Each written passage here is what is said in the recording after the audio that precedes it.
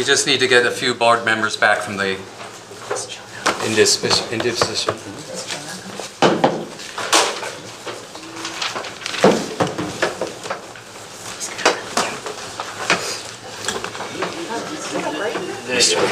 Mr. Harris was watching Mr. Kennedy very closely to see if he could learn how to get claps at the end of his elocutions.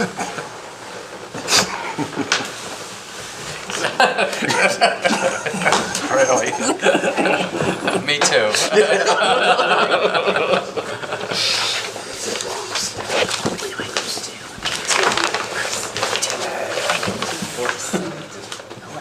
Yeah, you have to send an email to the city clerk, who is Melody Hartsworth. Okay. And you have to copy me, copy Irina, and copy Michelle Alonso. Okay. I'll do that right now. Just announce why my you're house. leaving. Yeah.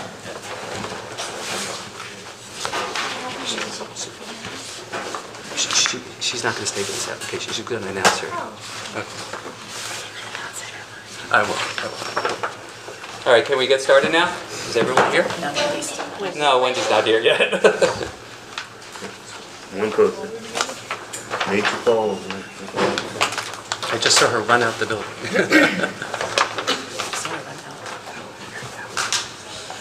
So this has had a lot of variations. It's been revised down a lot.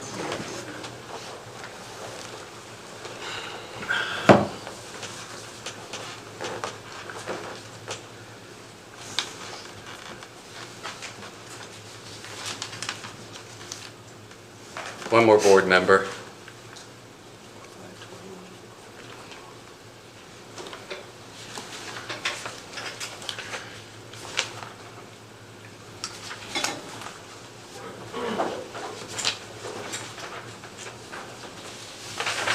Here she comes.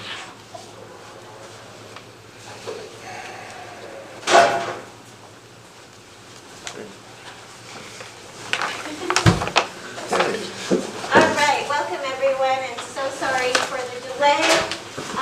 Today is Tuesday, June 14th, 2022. This is the regular meeting of the City of Asbury Park Zoning Board. And Mr. Chairman, would you please call us to order? I'd be happy to. This meeting is being held in compliance with the Open Public Meetings Act, Chapter 231, Public Law 1975. Adequate notice of this meeting has been provided to the Coaster and Asbury Park Press by publication of the annual meeting notice and posted on the municipal bulletin board and municipal website. All notices are on file with the board's secretary. Official action may be taken on the following matters before the board. Fire exits are located on the east and west sides of the council chambers, as well as the back of the building. And please, everyone, would you mute your cell phones for the duration of the meeting? Please call us to order, Irina. Thank you. Mr. Daniel Harris? Here. Brittany Drumlock? Here. Bill Potter is absent. Tim Slick? Here. Wendy Glassman? Here. Bonnie Knopf? Here. Joan Scully? Here. Russell Lewis? Here. And Christopher Avalone. Here. Thank you, everyone. So before we get started, I just have a few housekeeping issues. First, I'd like to announce that and thank Brittany Dremluck for all of her service for all these past years. She is resigning from the board and is stepping down tonight. Thank you, Brittany. It was wonderful having you on the board. Good luck with your new home. Thank you. Yeah, it's not personal. I'm just moving out of town. That sounds pretty personal. Yeah, really. It's not you, it's all of us. Exactly. Tell Neptune you, we said everyone. hi.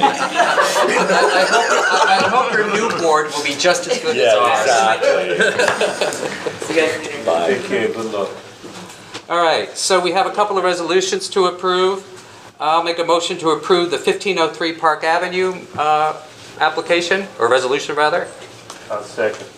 All right, I have a motion by Christopher Avalone and a second by Dan Harris. All members except for Brittany, who just left, and Bonnie are eligible to vote. Daniel Harris? Yes. Tim Flick?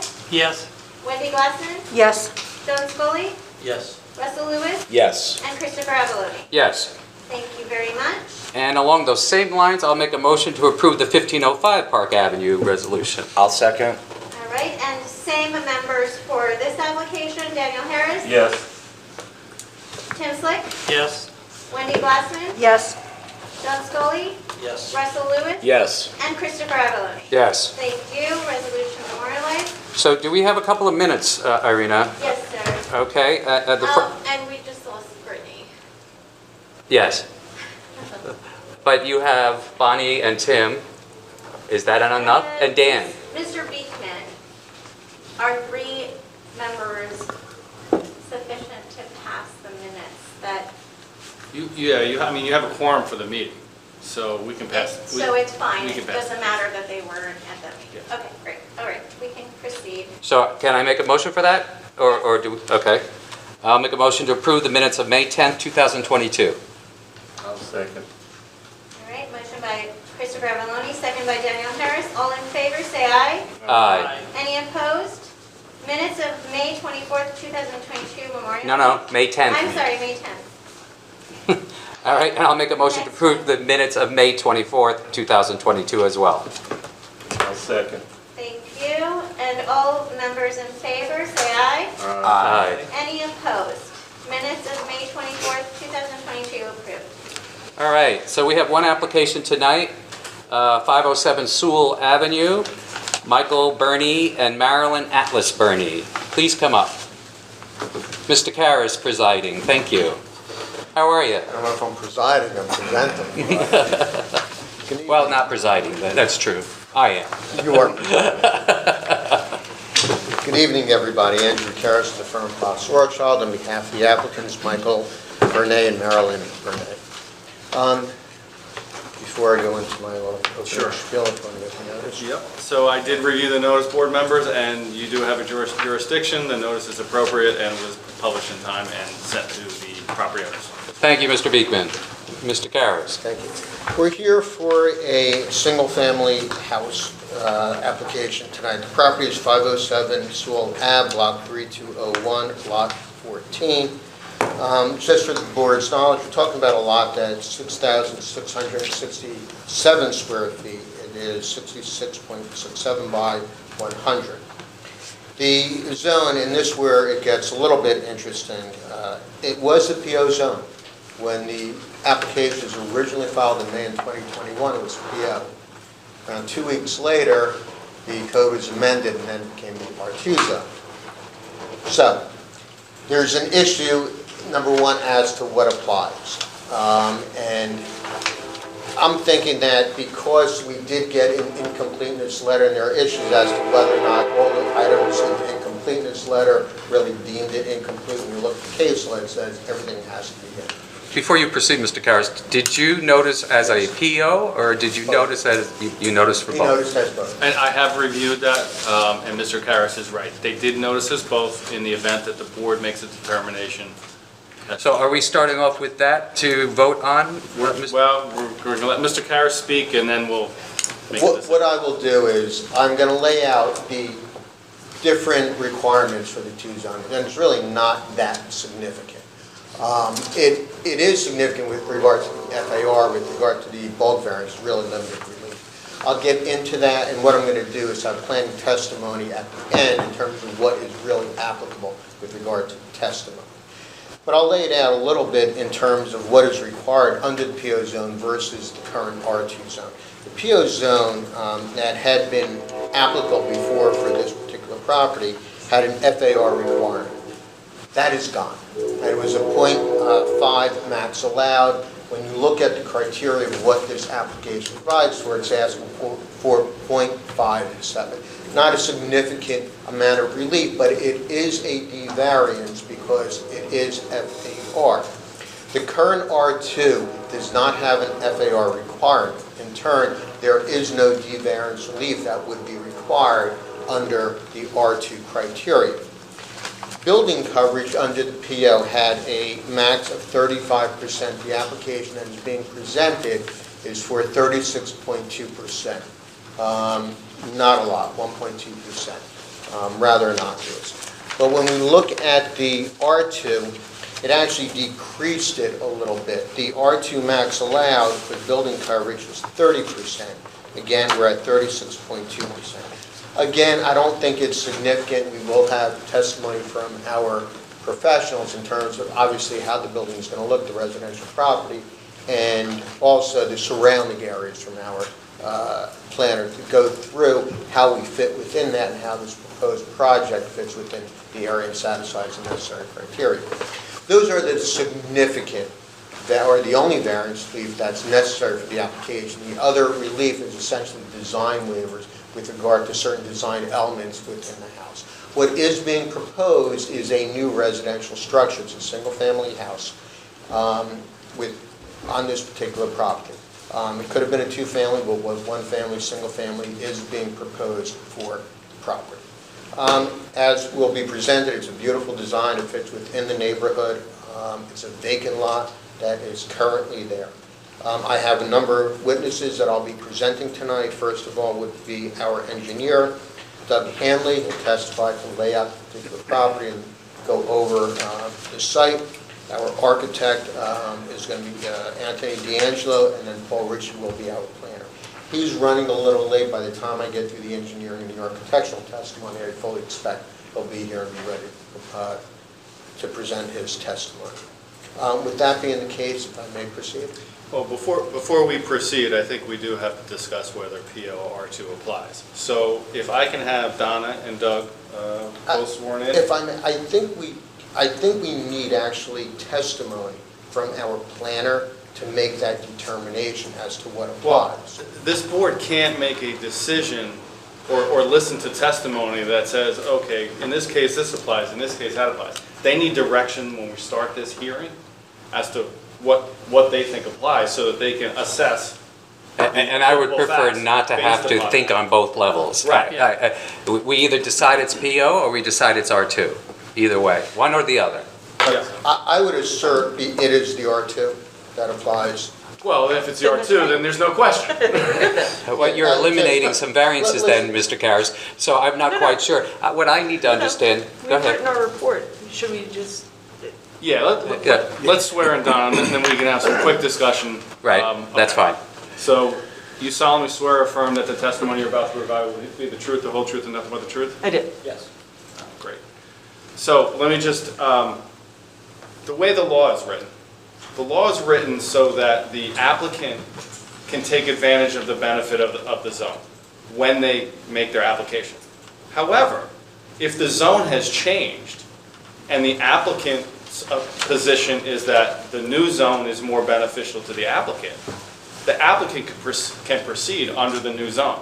There's actually case law that indicates the applicant can do that. The applicant's not stuck under the zone that they submitted their application on just because the zone changed in the interim.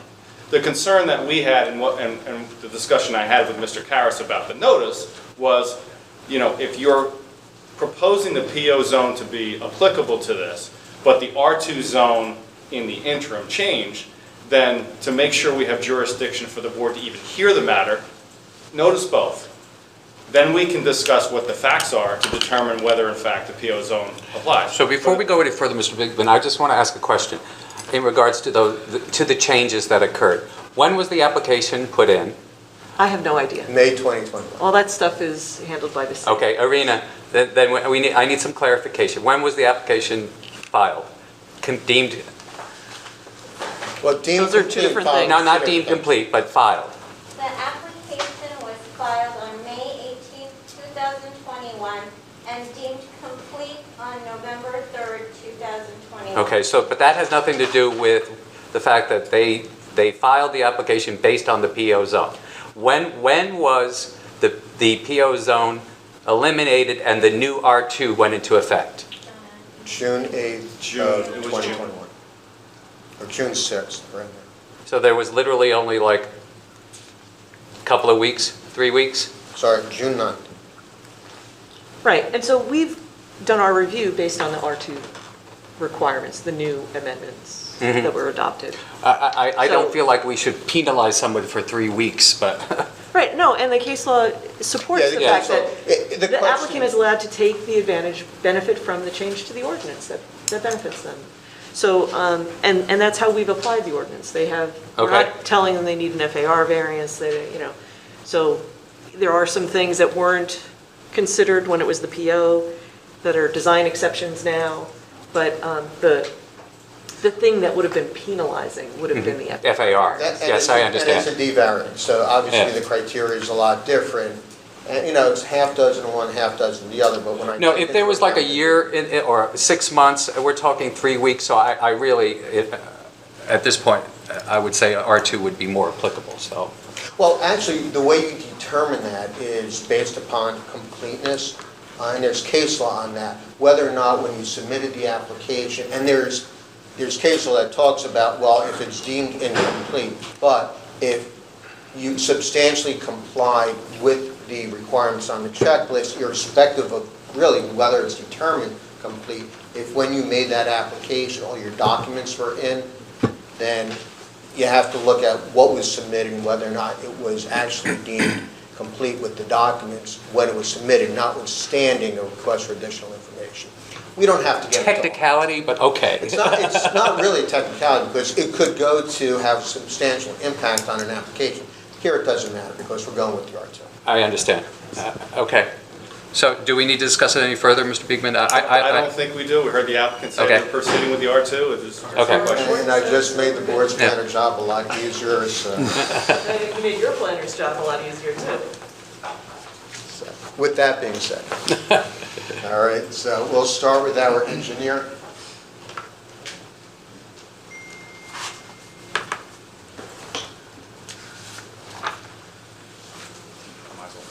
You swear or affirm that the testimony you're about to provide will be the truth, the whole truth, and nothing but the truth? I do. And if you can state your name for the record and please spell it.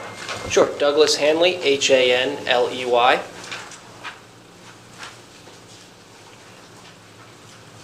Could you give us the benefit of your Sure. education and background? Sure, I'll take a seat just so the chair's not in my way. I'm a licensed professional engineer in the state of New Jersey. I have a bachelor's of science in civil engineering from the New Jersey Institute of Technology. I'm a project manager at Dynamic Engineering, and I've testified before various land use boards in the state. This is my first opportunity before Asbury Park. We accept your credentials. Thank you. Thank you very much. Sure. So, the first thing I'm going to do is mark an exhibit to show the So you Go ahead. prepared a plan with regard to this application, am I correct? That is correct. All right, why don't we get that plan out, we're going to identify that. Sure. And we're going to mark that as A1 for identification. Absolutely. Is this a good spot for the board? As good as it's going to get? Yeah. Okay. All right, so we're looking at what's going to be marked as A1 for identification. Do you have a date on that? Absolutely. I'll mark this A1. This is the plot grading and drainage plan that was submitted as part of the submission package. It's prepared by Dynamic Engineering. It's dated September 17th, 2021, and it is revision 3, which is dated March 30th, 2022. But today's the 13th or 14th, Flag Day. 1 day off. So I marked it A1 since 14/2021. All right, you can go through what is on A1 for the board. Sure. Absolutely. So, we're here tonight for proposing a single-family use on block 3201, lot 14, which is 507 Sewell Avenue. As discussed, there was a question about the zone at the time that this plan was prepared. We are going ahead with the R2 zoning. As mentioned, the lot in question is 6,667 square feet. It is 66.67 by 100 feet in depth. It is currently a vacant lot, and there are no access drives currently on the property. On A1, you'll see a darker hatch building in the middle, and then there are various other hatches throughout the property. So the darkest hatch in the middle of the exhibit is the proposed single-family dwelling. It's 2.5 stories tall. The architect, there's some question to if it's 2.5 stories versus 3 stories. I will defer to the project architect on the definition for building height. But for purposes of my testimony, it's a 2.5-story single-family home with a two-car garage and a 2-car paver driveway. There is a 5-foot wood balcony, a stone patio, and a 12 by 16 foot pool in the rear of the property. So, as discussed, there's some relief that's being requested from the board for this proposal. There are 2 variances associated with this project. The first is the maximum building coverage. In the R2 zone, 30% is permitted and 36.2% is proposed. So that will be a C, or that will be a C variance, as well as the maximum building height for purposes of getting it on the record. The R2 zone permits 30 feet, but 2.5 stories, where we are 30 feet, and there's question to the 2.5 stories versus the 3 stories. There's no longer a variance being requested for the floor area ratio, as that's not a requirement in the R2 zone. There are a few design exceptions as well on this application. The first one I'll touch on is the distance between buildings. The ordinance has a requirement that it's 50% of the building or 20 feet, whichever is greater. Our building is 30 feet, which would be 50% is 15 feet. However, the 20 feet takes jurisdiction. Now, to orient this sheet, north we'll consider the top of the sheet, and on the eastern side of the property, or the right side of the sheet, there is 17.8 feet between the proposed building versus the existing daycare on lot 13. So that does not meet the 20 feet required. However, I do want to point out that the proposed building does meet the 8-foot side yard setback. The proposed building does meets the setback on that side of the lot. The next design exception is regarding the garage setback from the front building wall. The ordinance does not permit front-facing garages unless they are 5 feet setback from the front building wall. Technically, this requires a design exception, as the garage is approximately 4 feet from the front facade on the first floor. But what I do want to point out, as you can see on this exhibit, the garage is located on the southeast portion at the top of the paver driveway. And you can see that there's a porch, and the second floor overhangs, and there's columns, and you'll really get a good feel for what this house is going to look like when the architect puts up his elevations. But as you can see, I feel that this garage and the building orientation meets the intent of the ordinance, since the garage is technically set back closer to 12 feet from the front of the second floor and that porch. But technically, by the ordinance, we're measuring it by the front first floor, and a design waiver is required. And the design waiver, since it's required to be 5 feet, and we're at around 4 feet, would be about a foot, am I correct? That is correct. Continue. Sure. The next design exception is regarding the fence that is being proposed. We're proposing a 6-foot fence around the perimeter of the property, and along the, we'll call it the front of the building or the home, we're proposing a 6-foot fence to screen in the backyard. And the ordinance requires that to be an open type fence. The architect submitted a construction detail that showed a wood fence with wood slats that run horizontally with 1 inch in between each of the slats. Technically, I don't believe the ordinance has a definition for what percentage has to be open. However, we are requesting the design waiver for the fence that's shown on the architectural drawings.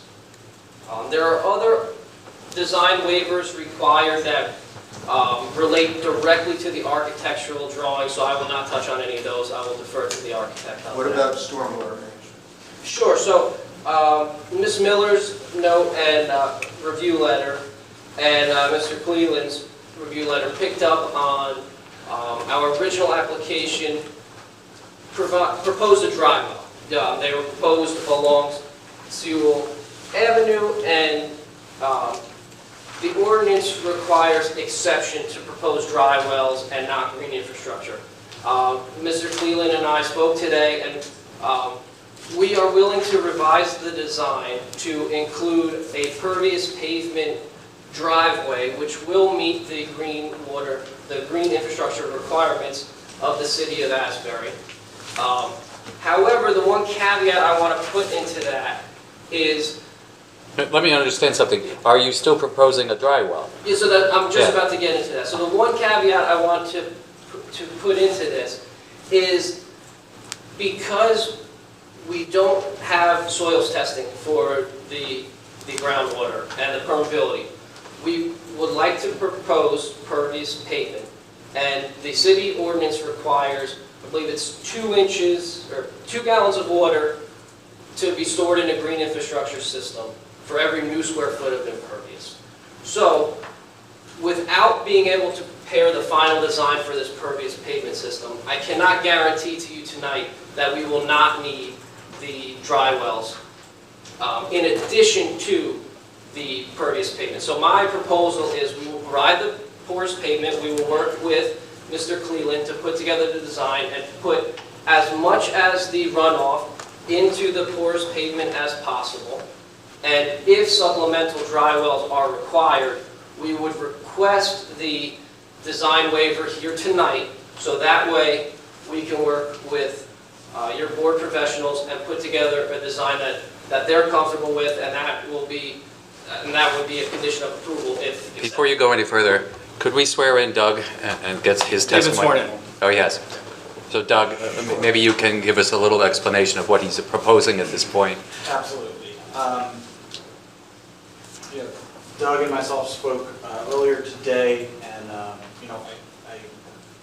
I warned him of this, potentially coming up, and it's an interesting question because the ordinance requires that 1.25 inches in 2 hours, the water quality design storm be retained on site, utilizing green infrastructure. The pervious paving system is specifically mentioned as green infrastructure. Dry wells are too, but there's an asterisk next to it, and it says that a dry well may be utilized only when other methods are not feasible. So, I would really put, what I would say is, it's really up to the applicant to prove that, the other methods aren't feasible, and that, an exception really may be required because... Well, how do we approve an application based on a maybe? I mean, we need some more definitive information than you saying to us that we don't know if he's putting in a dry well or not putting in a dry well. That makes no sense to me. So there's a couple ways to look at it. The first would be, I think what his testimony is, and correct me if I'm wrong, but that the volume requirement, the quantity reduction that's required by ordinance will be met no matter what. It's just a matter of if it can entirely be through the pervious paving system, or if the dry wells will be needed to supplement and meet that quantity amount. So in other words, the calculations will be provided based upon what is being proposed. If it is insufficient to meet the standard, then it would be joined with a dry well system to meet the standard. And the soils testing will determine... And when would that be done? After construction is complete, or when is it completed? Prior to any final approval, that would all be, our office would require the soil testing and the volume calculations to make sure everything's been satisfied. Okay. Thank you for the clarification. Absolutely. Thank you, yes. That's exactly what we're proposing. So to keep going through the proposal, we're proposing a 24-foot wide curb cut along Sewell Avenue. We have... There's currently no curb cuts there, right? That is correct. It is required to have 2 spaces in the ordinance, and we're providing 2 spaces, plus an additional 2 within the garage. The proposed utilities will connect to the existing infrastructure in Sewell Avenue. We spoke about stormwater, so I'm just going to skip through going out of order in my outline just a little bit. And then in terms of landscaping, we are proposing to remove the 2 street trees along our frontage. You can see on the proposed plan that one of them on the east side is located directly in front of the proposed driveway. And then the second tree on the western side of the frontage, there are a few utility laterals that are running through that area. So although we would love to keep it and hate to get rid of a tree at that maturity, we feel that the proposed improvements with the grading and utilities that it may have a negative impact on the tree and it may damage it and kill it at a later date. So we can't save any of the trees is what you're proposing? That is correct. Hold on one second. You're saying that the lateral lines in the air are going to be potentially damaging to the tree, or what you're going to be doing to the ground? To the ground. All of the proposed utilities will be underground. So the proposed gas, water, and sewer laterals, you'd essentially be digging out within the drip line of the tree. And it's not great practice to leave a tree once you compromise the drip line. It's also in bad shape. One of them is at least. The west- Yeah. the one Yeah. that's coming out. Yeah. I'm familiar with both these trees. Then you would be. I would be. What about HVAC units? Are there any HVAC or air conditioning condensers that are proposed on the site?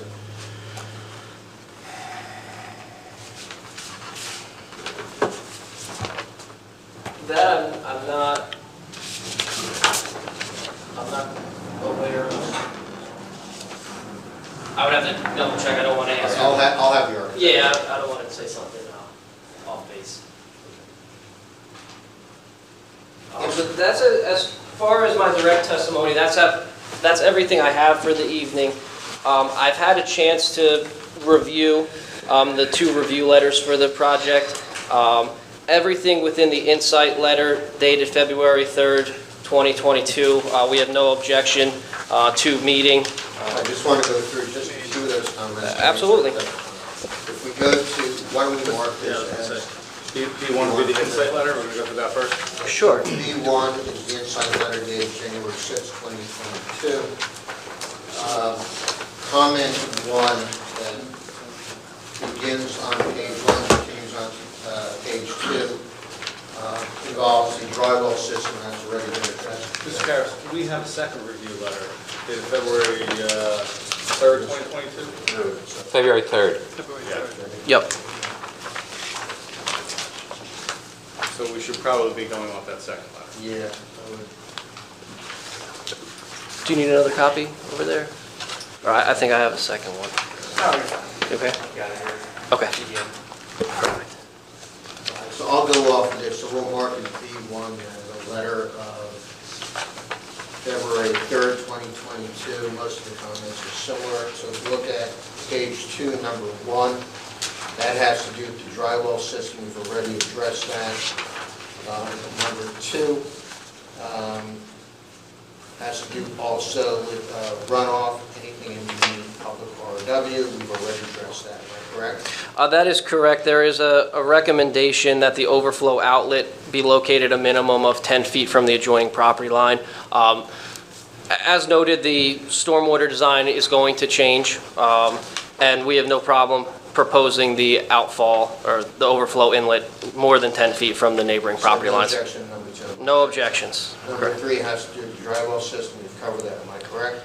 Yes, that will be reviewed by your board engineer once the design is finalized. Similar to number 4 and number 5. Am I correct? Those having to do with the drywall system that we've addressed? Yes, 4, no objections to the O&M manual, and then number 5, no objection to the groundwater mounding analysis. Those will both be provided. Okay, number 6 testimony as to the destination of the stormwater in the event of larger storms Yes. when the proposed drywall system capacity is exceeded.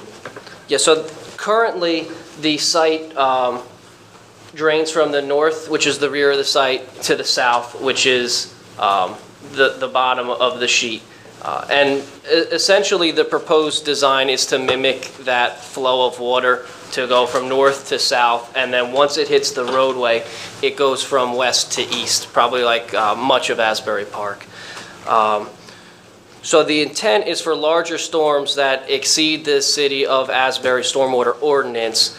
They would overflow the proposed dry well and now porous pavement system, and they would flow into the roadway, similar to storms that occur today. Continuing on, number 7 on page 3 indicates the proposed drywall systems are located, this is with regard to the drywall systems, less than 1 foot from the neighboring property line. Recommendation is to provide at least 10 feet of separation between the drywall and the property lines and from the base of the proposed dwelling. No objection, the 10-foot separation being relaxed from the public right away. The only comment I have on that one is now that we are switching the driveway to a porous pavement system, that's approximately 9 feet, I'll say 8 or 9 feet from the property line. So we would request, we're comfortable with no dry wells within 10 feet, but we would request that the porous pavement be located where the driveway is shown on the current plans, which is just under that 10-foot recommendation. Thank you. Lastly, construction details being requested for the exterior downspout collectors. Any objection to that? No objection there. That's all the testimony that I will be listening to.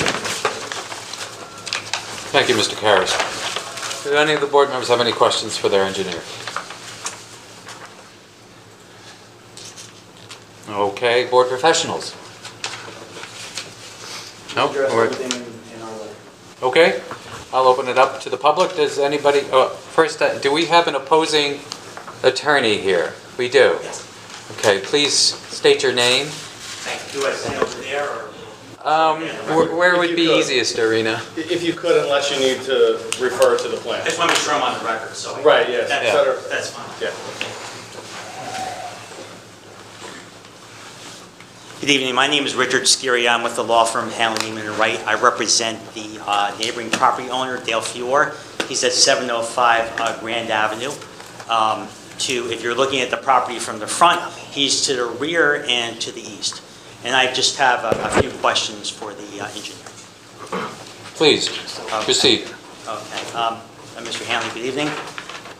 You testified that you can't make an opinion whether the proposed dwelling is going to be 2.5 stories or 3 stories. Is that correct?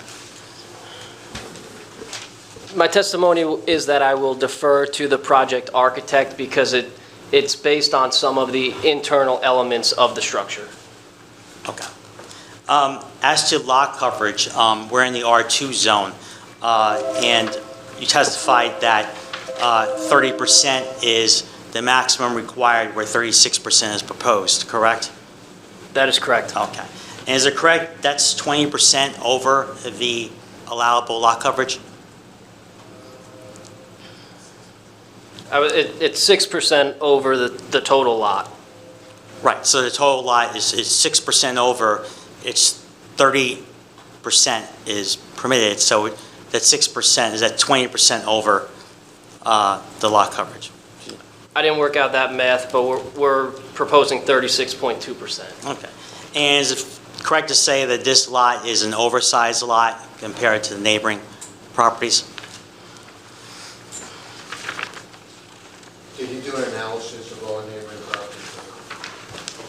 properties? Not specific to the lot sizes. Okay, We have a plan of that. okay, no problem. Forgive me, did I ask, or did I hear whether or not, who are you representing? Oh, I said, I put that in the record, but it's Dale Fior, F-I-O-R. Dale Fior? Yeah, he is the neighboring property owner, 705 Grand Avenue. He's to the rear and the east of the property. Oh, I'm sorry. Okay, go right ahead. No problem. As to the stormwater management, you refer to the planner letter, which is marked as, I'm sorry, the engineer, board engineer letter from Insight marked as A1. I just want to point one, if you can look at paragraph 7 on that, you testified that the drywall systems are going to be at least 10 feet from the neighboring property line. Is that correct? That is correct. Okay. But you did testify that there's going to be other potential stormwater management systems that are closer to the property line than the 10 feet? Yes, we're revising the design so that the proposed driveway is a pervious paver, and that will be, as shown on the plan, which is approximately 8 to 9 feet from the eastern property line. And there was a lot of documents presented with the application. I didn't hear any testimony about the lighting on the property. Can you just describe, there were like 10 or 12 documents on lighting. Can you describe the proposed lighting that the applicant is going to put on the property? But that wasn't part of his current testimony, so I think we're going to have to wait for that. Okay. Fair enough. Let's not jump I'll ahead. strike- First, it's us who ask those questions. Okay. I'll strike that. You testified the HVAC, you weren't sure exactly where that was, correct? Yeah, I will defer to the project architect. Okay.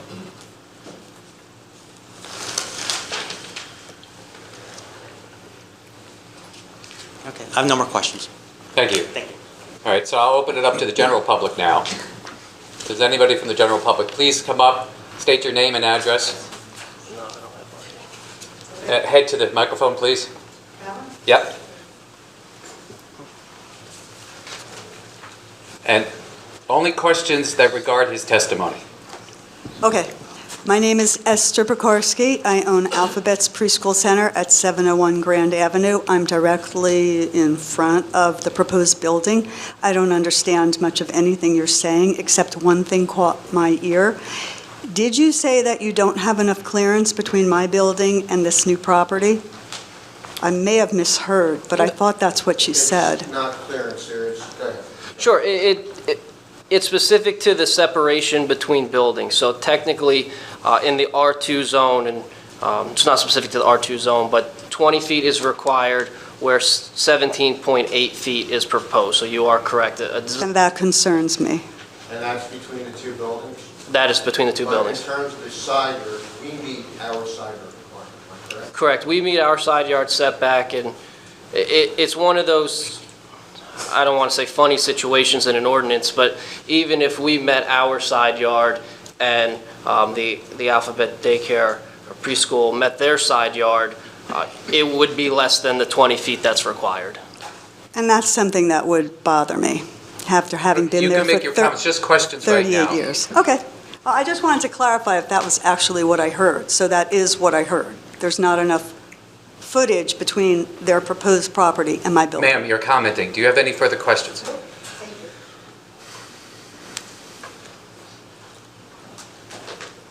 Please, come up, state your name and address, and only questions regarding his current testimony. Very good. Robert Wagner, 510 Sewell Ave, excuse me, neighbor across the street. I'm in general in favor of this application. It looks like a good proposed building. My concern tonight, the reason why I came... Questions regarding, only questions, My no concern comment. tonight was regarding the two existing mature trees that are on the property. I understand that the one tree needs to be removed to create access for the driveway, and that certainly makes a lot of sense to me. Is there any way, and are you on our Shade Tree Commission? I am not, but my I've sat on the Shade Tree Commission in town for 18 years. I think I've spoken to you about trees in front of my house. So is there any way that a new tree can be planted on the west side space? I think we're definitely going to get into a tree conversation. Definitely. And again, direct your questions only to the engineer, not to us. Sorry. To answer that question, and just to jump in, we are open to planting a new tree on that western side of the frontage. Great. I noticed in the letter from October of 2021, there was some discussion about Okay, you're not asking questions regarding his testimony. alternate trees being planted elsewhere. Again, just his testimony. What are you asking the engineer? I am asking if those trees that are going to be planted elsewhere, if that is part of the approval process. He didn't testify. Gotcha. to that. We are open to putting a tree. Anyone else from the public for their engineer? Okay, please come to the mic, state your name and address. Again, just his testimony, and Getty directly to the engineer. Evanovsky. I just wanted to know if the architect knew what was on that Not property. architect, just the engineer. The engineer knew what was on that property. What's your address? Oh, my address is 508 Asbury Avenue. I own it, me and my wife. We've been there 40 years. Okay, great. And we know the block. And I was just wondering if he knew what was on that property. Again, not his testimony, and irrelevant. Well, the only thing I wanted to say is I was afraid of a swimming pool. No, you cannot I can't say that. Okay. So everyone will have the Yes. opportunity to comment at the very end of the testimony and everything that is going to be heard. We need some Everyone will have girls. 3 minutes to make a comment, so please wait. I thought I was asking a question about if he knew what was on that property. No, that was not part of his testimony. It's irrelevant to what he has said in his testimony. So Okay. if you please could direct questions that you have Well, regarding his testimony. That's it. All right, thank you, sir. Thank you. All right, before anybody else, and so that they understand, when there's a testimony by one of Mr. Karras's witnesses, you can ask direct questions. This is just for the public. You can ask direct questions regarding his testimony, but you cannot ask the board members, you cannot ask anybody else, just his testimony or her testimony. And it has to relate to that particular testimony. I have a question. Please come up. So for, Please state your name and address again. my name is Esther Pekarsky, Alphabet's Preschool Center, 701 Grand Avenue. The question for you is, again, I don't understand much of what you're talking about, but in my mind, my question is my building going to be safe in another storm like Sandy? Because I lived through that, and my building was perfect. Can you tell me if I'm going to have problems from this property of any kind of runoff? Okay, so You were he's talking about- already addressed stormwater management. Well, I didn't understand it, so if he can clarify that, that's not going to affect my building. Does the stormwater management that's being proposed comply with the ordinances? Or will it comply with the ordinances? Yes, it will comply with the ordinances as well as the state regulations that regulate the stormwater. Okay, thank you.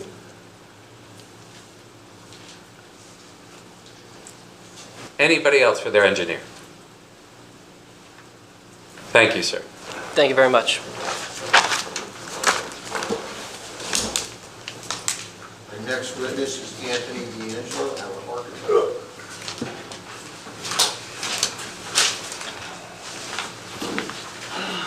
D'Angelo, do you swear or affirm that the testimony you're about to provide will be the truth, the whole truth, and nothing but the truth? I do. And if you can say your name and spell your last name for the record, please. Anthony D'Angelo, D''Angelo, Studio One Architects. Mr. D'Angelo, could you just give us the benefit of your credentials, please? Attended New Jersey Institute of Technology, graduated with Bachelor of Architecture, been a licensed architect in New Jersey since 1994, and a licensed architect in New York and Pennsylvania as well. Thank you, Mr. D'Angelo. You testified before this board. Yes, I have, thank you. Thank you. Mr. D'Angelo, you're familiar with this application, am I correct? Yes, And you prepared plans relative to this application, correct? yes. What I'm going to do, first thing is to mark them, they'll be A2 for identification, and We're having a little technical difficulty That's okay. getting it up. Can Once we wait for the screens before you start? Yeah. I think you know how to do this. Talk amongst yourselves. Oh, come on, Mr. Feinstein, you've been here before. I'm getting sweaty. No one's looking at you. All eyes are on you, Mr. Feinstein. Let's go. Talk about something else. Trust me, I know what I'm doing, but I don't know what I'm doing. And we're all It's not going to helping. tell you what to do. It's not helping. This is what happens with, technical things.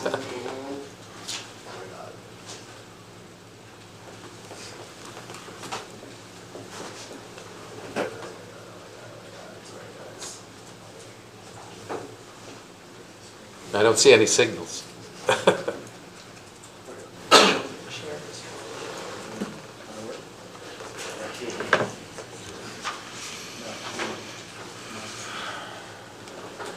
So did you know Jake to put the house up on in 2 weeks before the next meeting? Say that again? Yeah. You have no idea what she's doing. She's putting her house on the market in 2 weeks. Jill is? Yeah.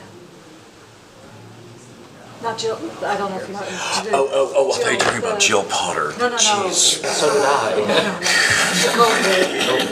The house. Keep your, uh-oh. I don't think so. I'll make a motion to take a 5-minute recess while we work out the technical. Thank you. All in favor? Aye. All right, 5-minute recess. Oh, Jill Montreal.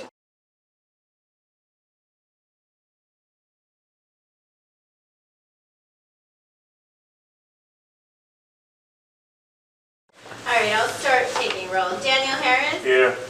Brittany is not here. Jill Potter is not here. Tim Slick? Here. Wendy Glassman? Here. Bonnie Knott? Here. John Scully? Here. Russell Lewis? Here. And Christopher Avalone? Here. We may resume. And welcome back. Mr. Karas. Now that we've got our technical difficulties, Mr. Feinstein, congratulations. What I'm going to have you do is identify the plans that are both up on the screen and in front of you, and please provide me with the last revision date and mark these as A2 right now.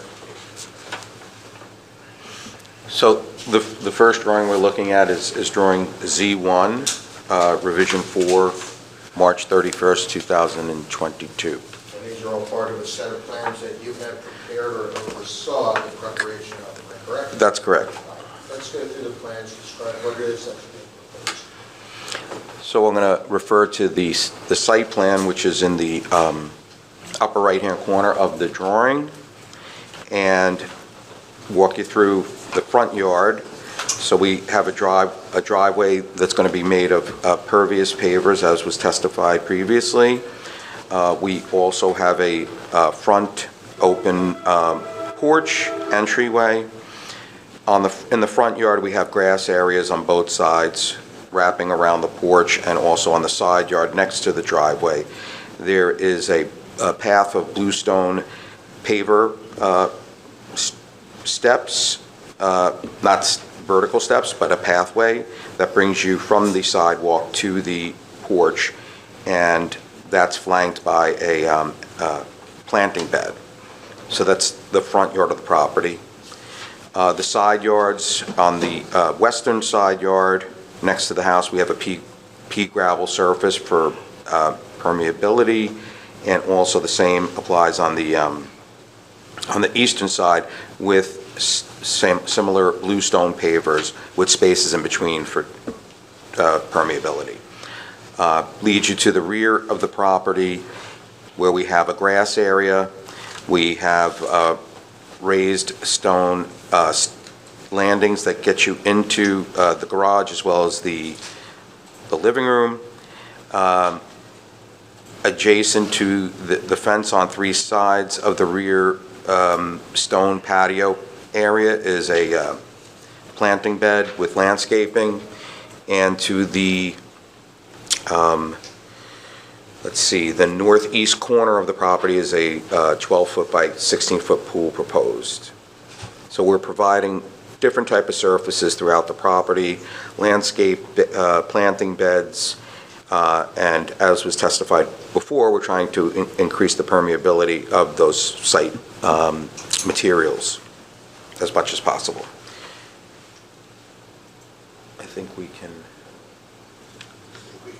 go to the next drawing. You got it? Okay.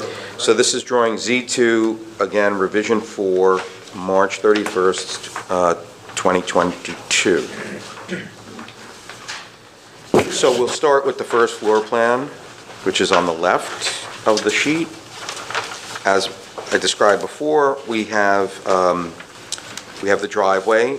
Behind that is a 2-car garage. Within the 2-car garage is an alcove for laundry, and also a portion of that garage area has a powder room, which is going to be accessed via a door to the rear yard. There is an outdoor shower right behind the garage.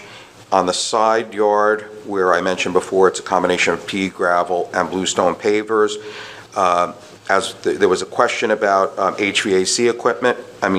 So we have 2 condensing units out there, area for garbage and recycling, and pool equipment within that side yard, 8-foot setback. There's a door that accesses the garage off of that side yard as well, and a door that accesses the rear yard from the garage. Coming at the front of the entrance to the house, we have a covered, open porch with a recessed entry door. You come through the entry door, you're into a large entry hall with a stairwell that goes down to the basement and up to the second floor. In the front of the house next to the porch is a home office and a powder room and some closet space. Then you enter into an area off of that entry hall, which is a large open floor plan, providing open kitchen area, dining area, and a living area with a double height space above it. There are doors from the living area that access the rear yard, the grass area of the rear yard, and also the patio area of the rear yard, as you can see in the floor plan there. If we look at the second floor, you come up the steps into an open corridor. Oop, go back.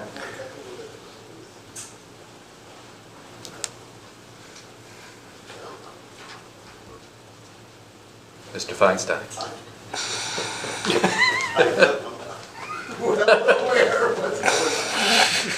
I'm going to fire him this money.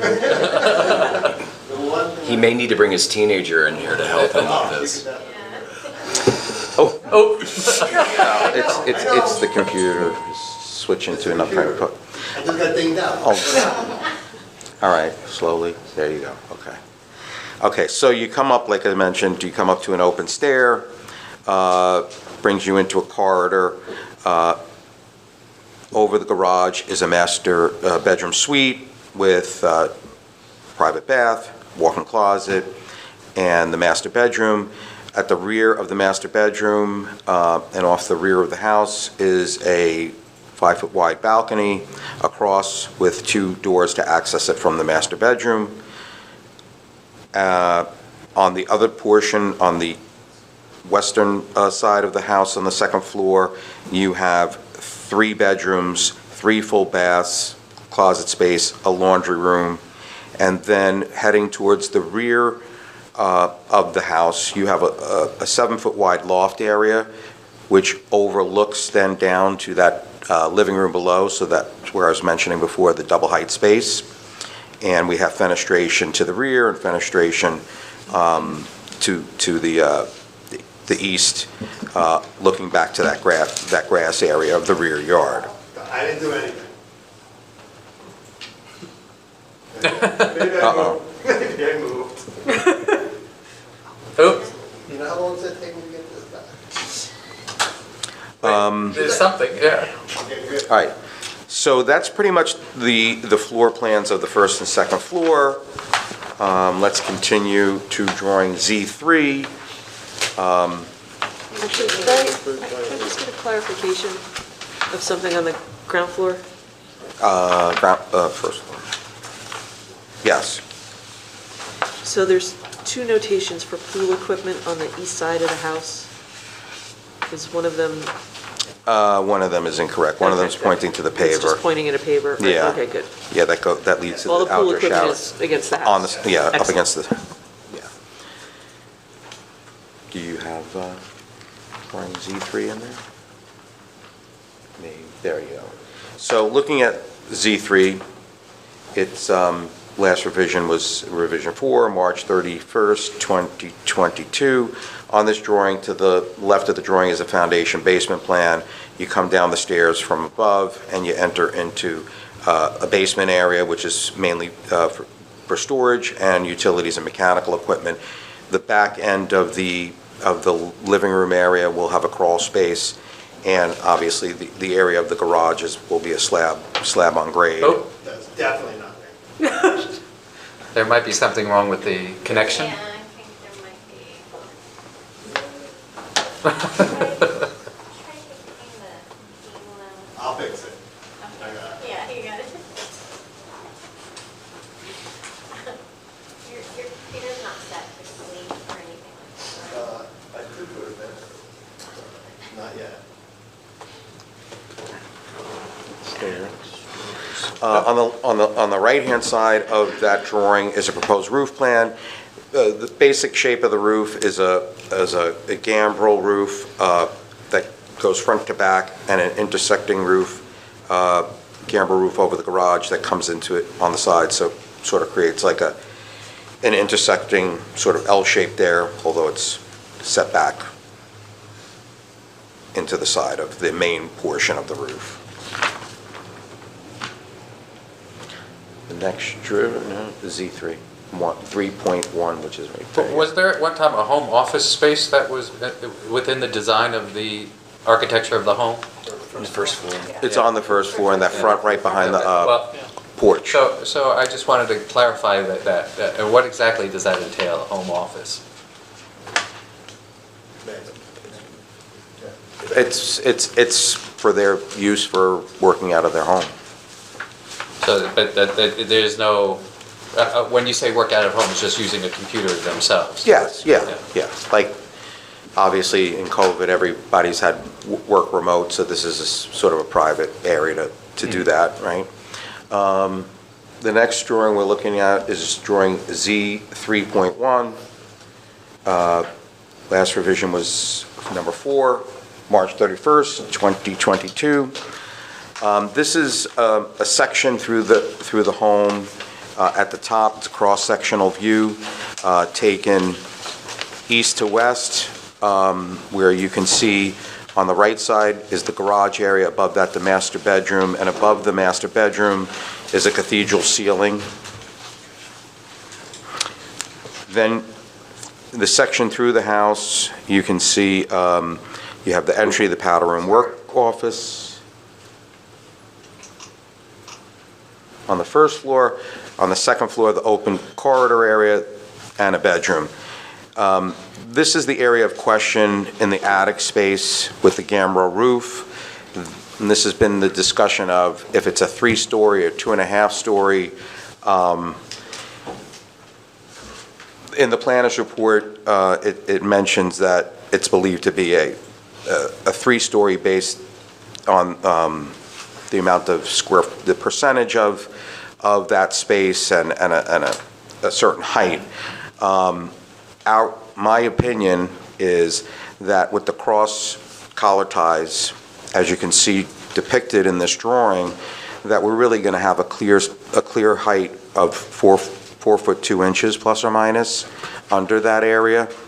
So, and to the top ridge of the inside of the ridge beam is a 7 foot 6. So our roof is really not very steep in pitch, because we're trying to maintain the 30-foot requirement.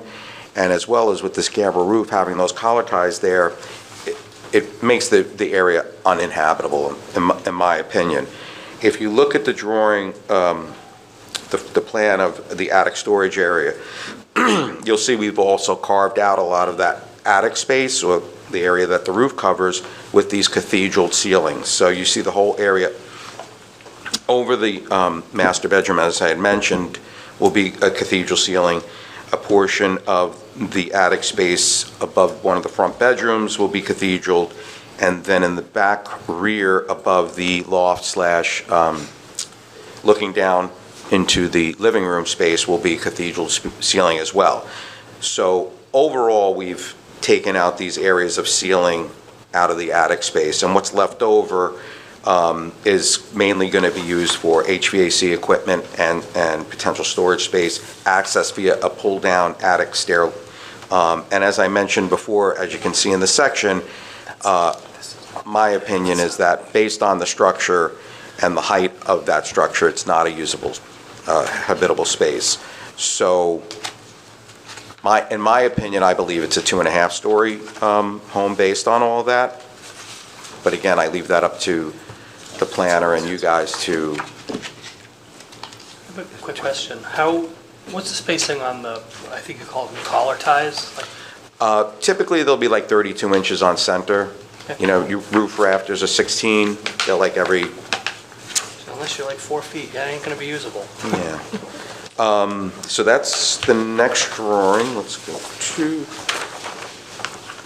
What's the ceiling height on the first floor? 9-foot ceiling height on the first floor, 9-foot ceiling height on the second floor. So we're looking at the front elevations on the front elevation and the east elevation on drawing Z4. Last revision number 4, March 31st, 2022. The front elevation, which faces south, as I mentioned earlier, we have the open covered entry porch with columns, with a base detail and a tapered column style. As I mentioned before, that front door is recessed back a little bit further. We have the garage doors here. Above the garage doors is a decorative trellis element that projects off that facade and has some decorative brackets to support it. You can see in this elevation that it's the side profile over the main body of the house of the gambrel roof. And then we have the one bedroom that it projects out past the other bedroom that is above the enclosed porch. And we're breaking down the scale by having that projection, and then you can see a smaller gambrel roof with bracket detail at those overhangs, the overhanging soffit. Generally, what I'd like to speak about is the styling, is like I said, the gambrel roof, and also the different type of sidings that we're using. And there's going to be a rendering later to kind of give you a better idea. But we have cedar impression siding. We have a mixture of cedar impression siding. We have the horizontal siding. We have the diamond pattern siding up in the upper portion of the gambrel, the end of the gambrel roof. So we're trying to break down scale with different material changes, different shapes, and then there'll be some color elements as well that help break down the massing of the facade, also giving the house some character. And we have this archtop window in one of the bedrooms to just give it a little detail, and the same with the circular window at the powder room down on the first floor. We're using double hung windows, which are typical of the neighborhood, while the gambrel roof, and I'll speak to this, is not on the block, but we feel it's unique to the block, which it gives this house a character of its own, but it's not unique to the fabric of the neighborhood, I would say. The next elevation down below is the elevation that faces east. You can see the area of the gambrel roof, the side of the garage and master bedroom roof. That's the side of the gambrel. Like I said before, they sort of intersect into each other.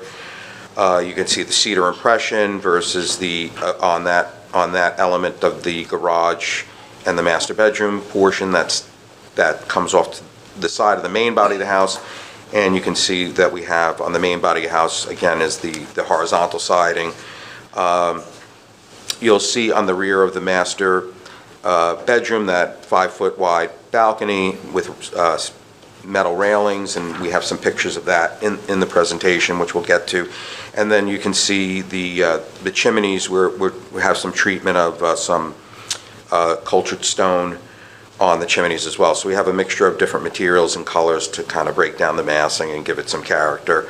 As you'll see in the side elevation, you can see the doors that open up out, that let the living space kind of flow back out into the rear yard, and above that there's a lot of fenestration to let light and air in that double height space into the living room on this elevation.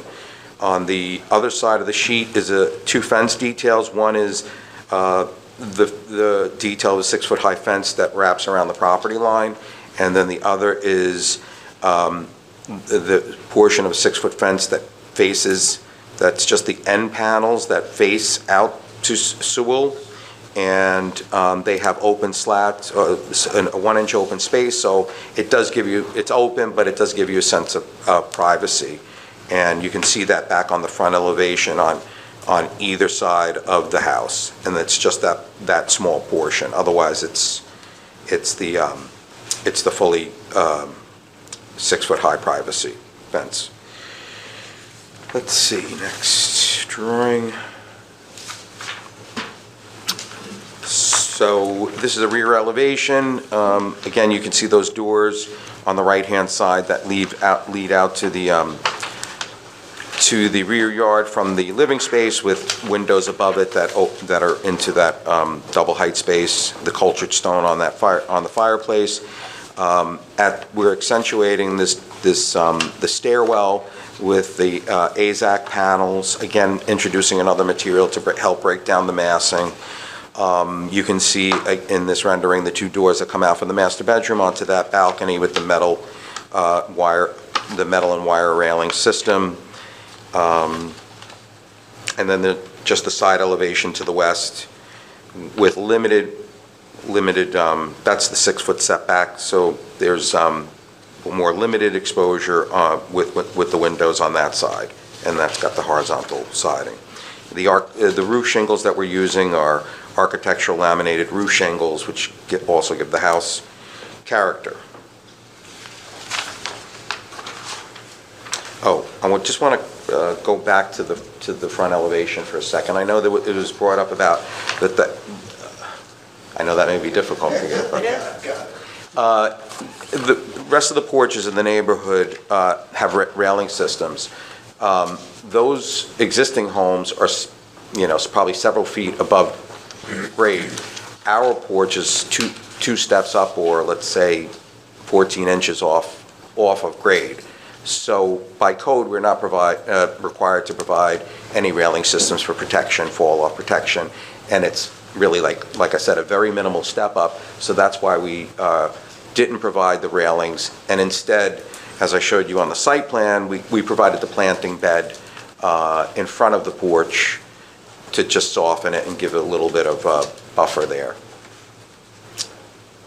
I want to get into the plantings a little bit. You have on Z2 landscape, am I correct? Let's Yes. go back to Z2. Just take a look at that for a little bit.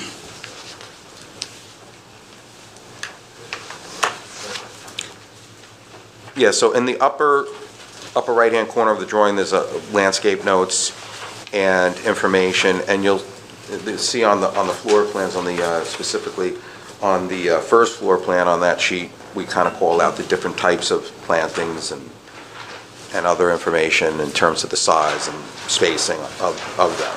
What do we identify along the rear of the property and the sides of the property? So the rear of the property, we have the wax leaf privet hedge, and so those are 8 to 10 feet high, all along the rear of the property. Obviously, like I mentioned before, we have the 6-foot privacy fence that wraps around the rear yard as well. And then you have on the side yards, there's some lower sort of shrub planting, hydrangeas, and some other plants as well, some maiden grass planting. So, they're lower in height, they're not as tall as the rear, but on the west side, you do have some plants that will get to 5 to 7 feet tall. So they won't tower over the fence, but again, we have a mixture of different heights and different species,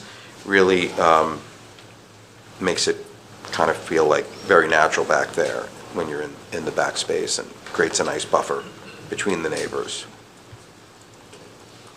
And lastly? Z6, and then I think the rendering, if you can. Okay, yeah. So on Z6, this is a combination of different photos of the property.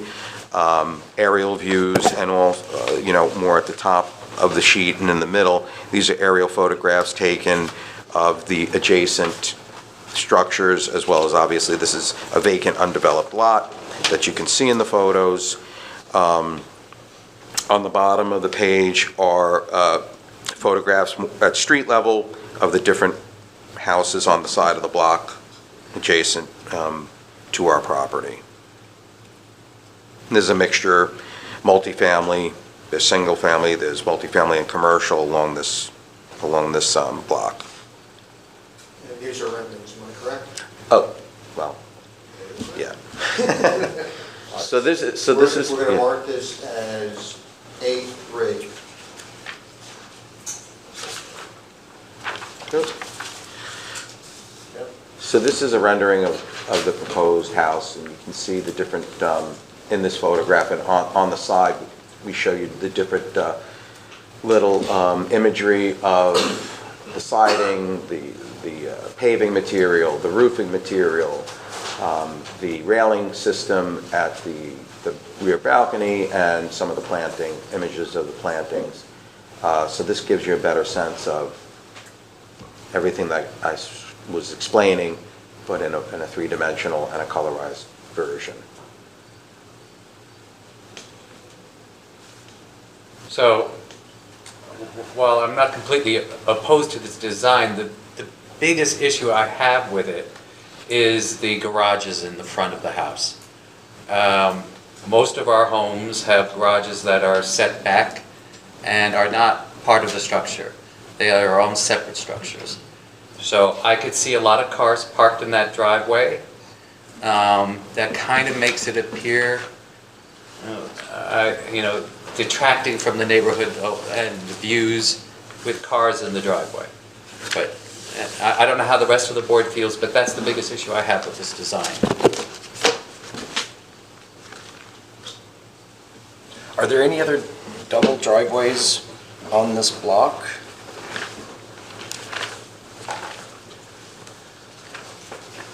I also have an issue with the double carport and certainly the double wide curb cut, which affects that one tree, definitely.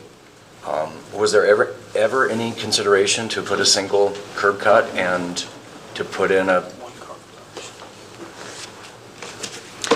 Well, this is kind of like one of those with the two different ordinances that, I guess the original ordinance that we were working under. That's good. The original work, we are going under the R2 just because the criteria for the FAR, the PO, is that we couldn't make an argument for it.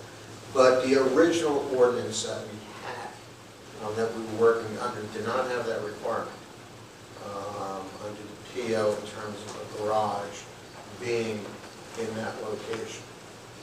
From what I understand, if we go another foot back, then we are in compliance, am I correct? Well, we're 24 feet back to the face of the garage, so. So what do we have to be, 5 feet? Yeah. 1 more foot? So if we were to go 1 more foot back, we are in compliance. So it's a design exception, it's not variance relief that we're looking for. I understand what you're saying.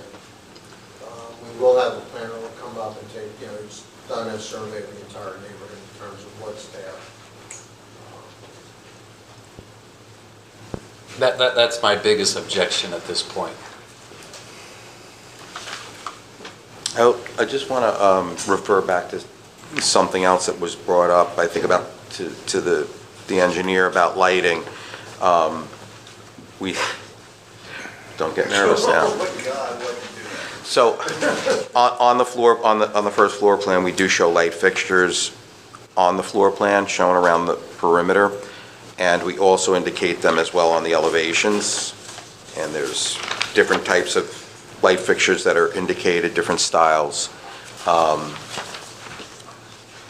We were going to try to give you a visual of those, but I think we're not sure if we can get to them.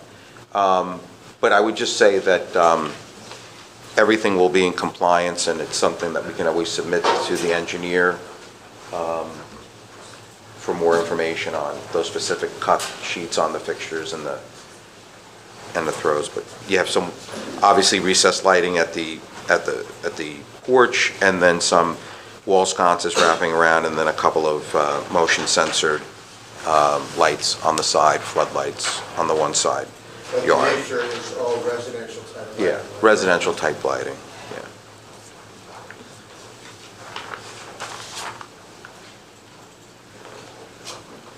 Does anybody on the board have any questions for Mr. D'Angelo?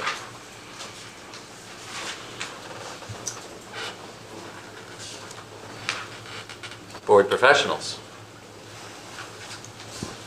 I have a question. How committed are you to the full double hungs over the garage?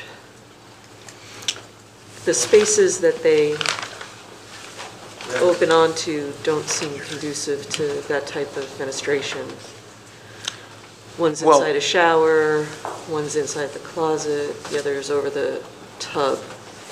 I just, curious. if Right, there's I mean, maybe but, different type of glazing or, it's obviously in the shower, you won't be able to see into the shower. There'll be treatments for that, but it's more to just keep a more residential look, and for the size and scale of that wall, to break it down and keep in with the other double hung windows. That was the thought behind that. when I was first looking at it, I wasn't sure if it made sense to pair, because you're right, it's kind of a large flat space, and We're trying to break down the trying to break massing down, of that. right, so Yeah, and use the keep windows, and I'm like trying to figure out how to keeping- group them so yeah. that they're not so difficult to live with once those people move in, because I've had a south-facing window inside my closet, and Well- man, did I curse that thing. Yeah, I mean, there'll be window treatments there, number one. Number two is, some people like to, when they're getting ready in their walk-in closet in the morning, they Sure. can see the weather out, they can open up the window, maybe get some fresh air in there, and they know what the temperature is outside, if they can check. So, while some walk-in closets don't have any windows, sometimes it's also nice to have it. Not, it's a little unique, but Just a curiosity. But, yeah, I mean, the wall needs, that facade needs something going on, and the windows help, it's just a tricky space.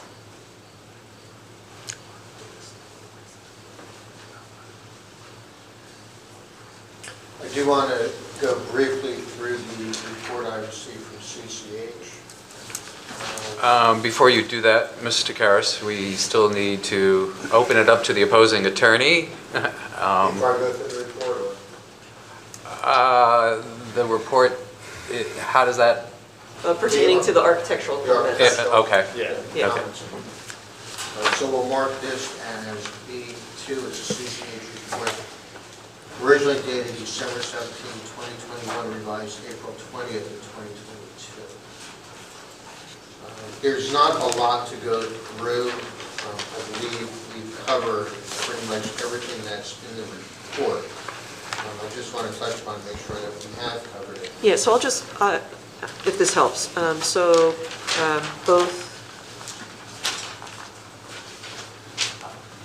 I guess both your professionals have spoken briefly to the building separation and the building coverage. I do want to note in our report, I do have a typo about the building coverage, that the difference is actually 400 square feet, not 100 square feet. That's a typo. And the building separation is a design exception that relates to a separate standard that's not zoning, that just talks about sort of this, elbow room around existing buildings, when you're trying to fit a new building in. The board obviously has dealt with it in different ways in the past. The existing Alphabet's preschool building is the kind of the hard thing that they can't meet the criteria for. So then the next thing is the architecture. So Mr. D'Angelo. Sorry, can you speak up or move the mic. Sorry, I was mumbling to myself. So then the next thing was the building height, which Mr. D'Angelo spoke to about how he configured the space in the attic area. And while I appreciate the thing about whether it's habitable or not, that's really not the focus of the requirement. This is more of how most buildings architecturally in the city have that kind of tall attic space. Usually they're gable ends, maybe they're hip roofs. They're not really these kind of accentuated gambrels. So there's sort of I get what they're doing with the design. It doesn't really jive precisely with the requirements. I don't think it's a tremendous, tragic departure from the ordinance requirements. But I think it does not comply. The other thing was building Tom, massing. Can you just, for the board, give them the definition of that third story versus the half story, just so they understand what it is? So the definition of half-story is the thing that describes how you calculate in a pitched roof.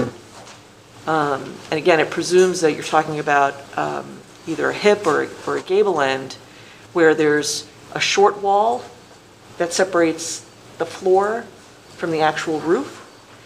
And so it's like that, you all know, right, in town what that looks like. Height-wise, it meets the requirements. It's just the shape Again, of the it's roof. this weird, right, the way it's shaped.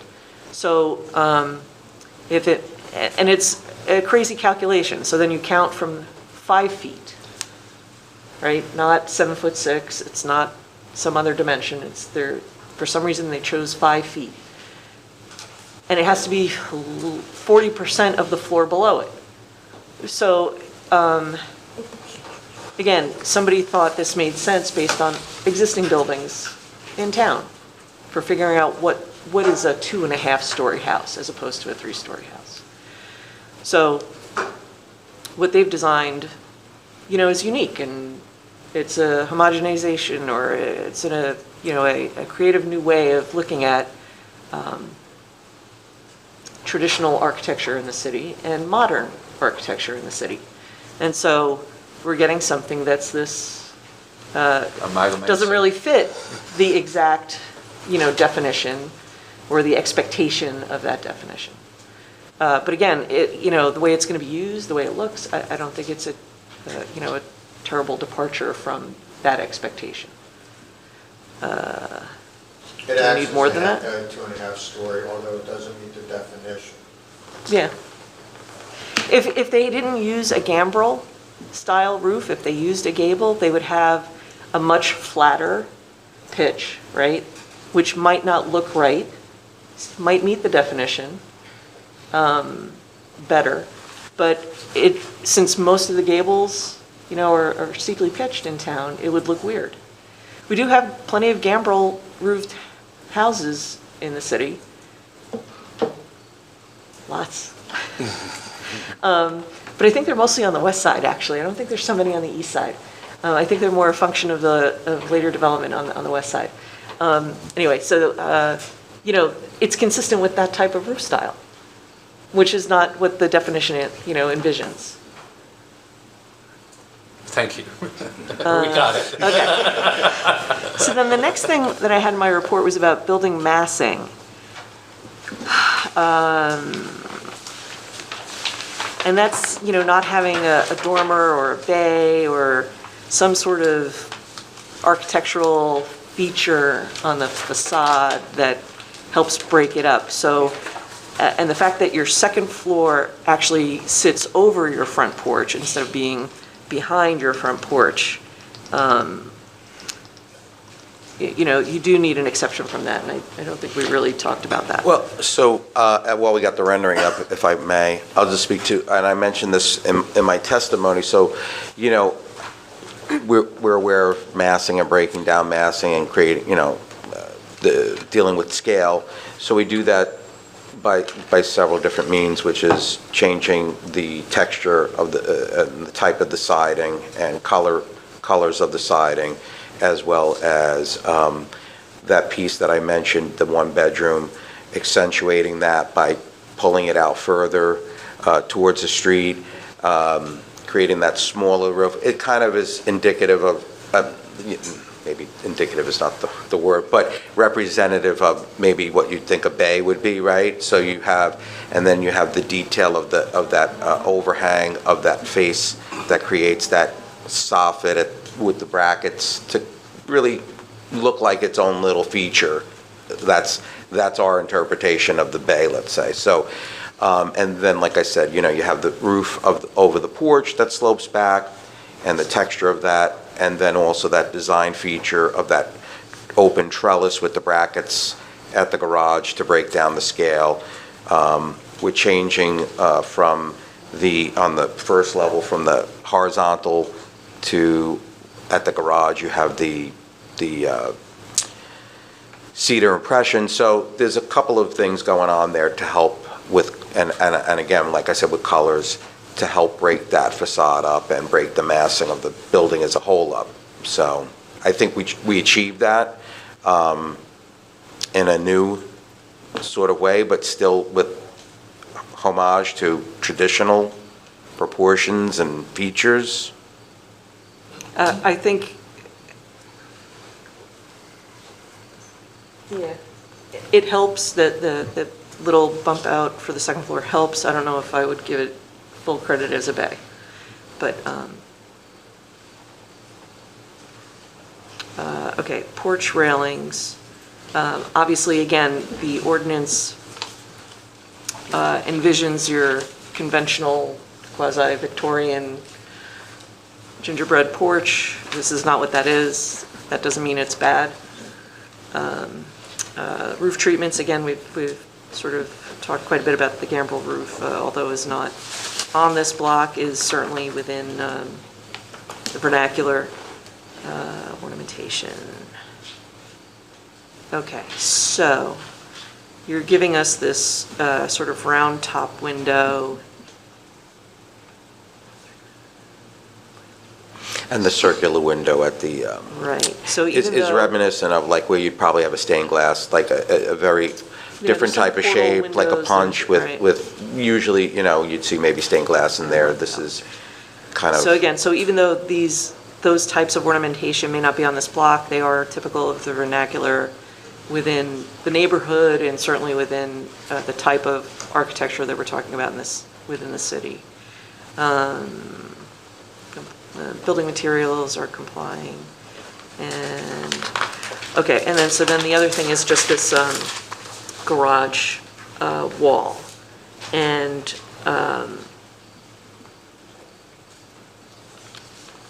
so is it not possible to shift that offset to be at least 5 feet from the primary building wall?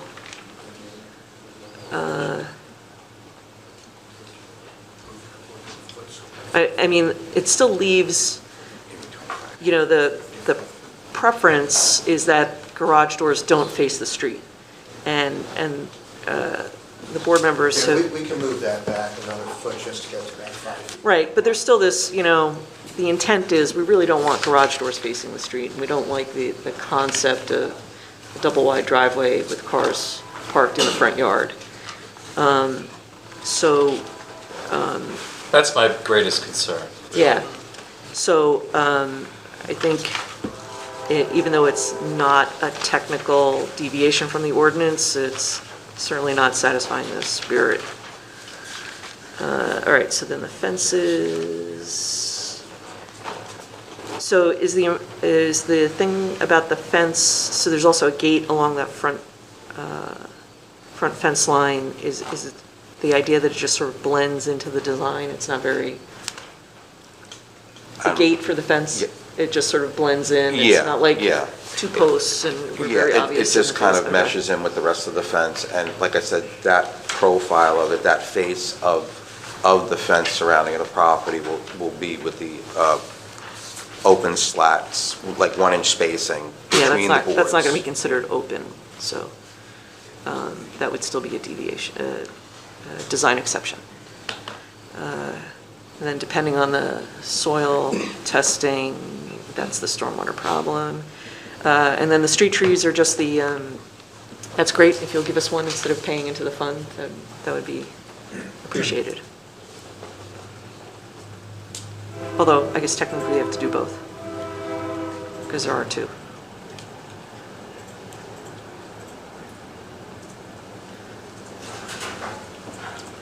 Good? Thank you.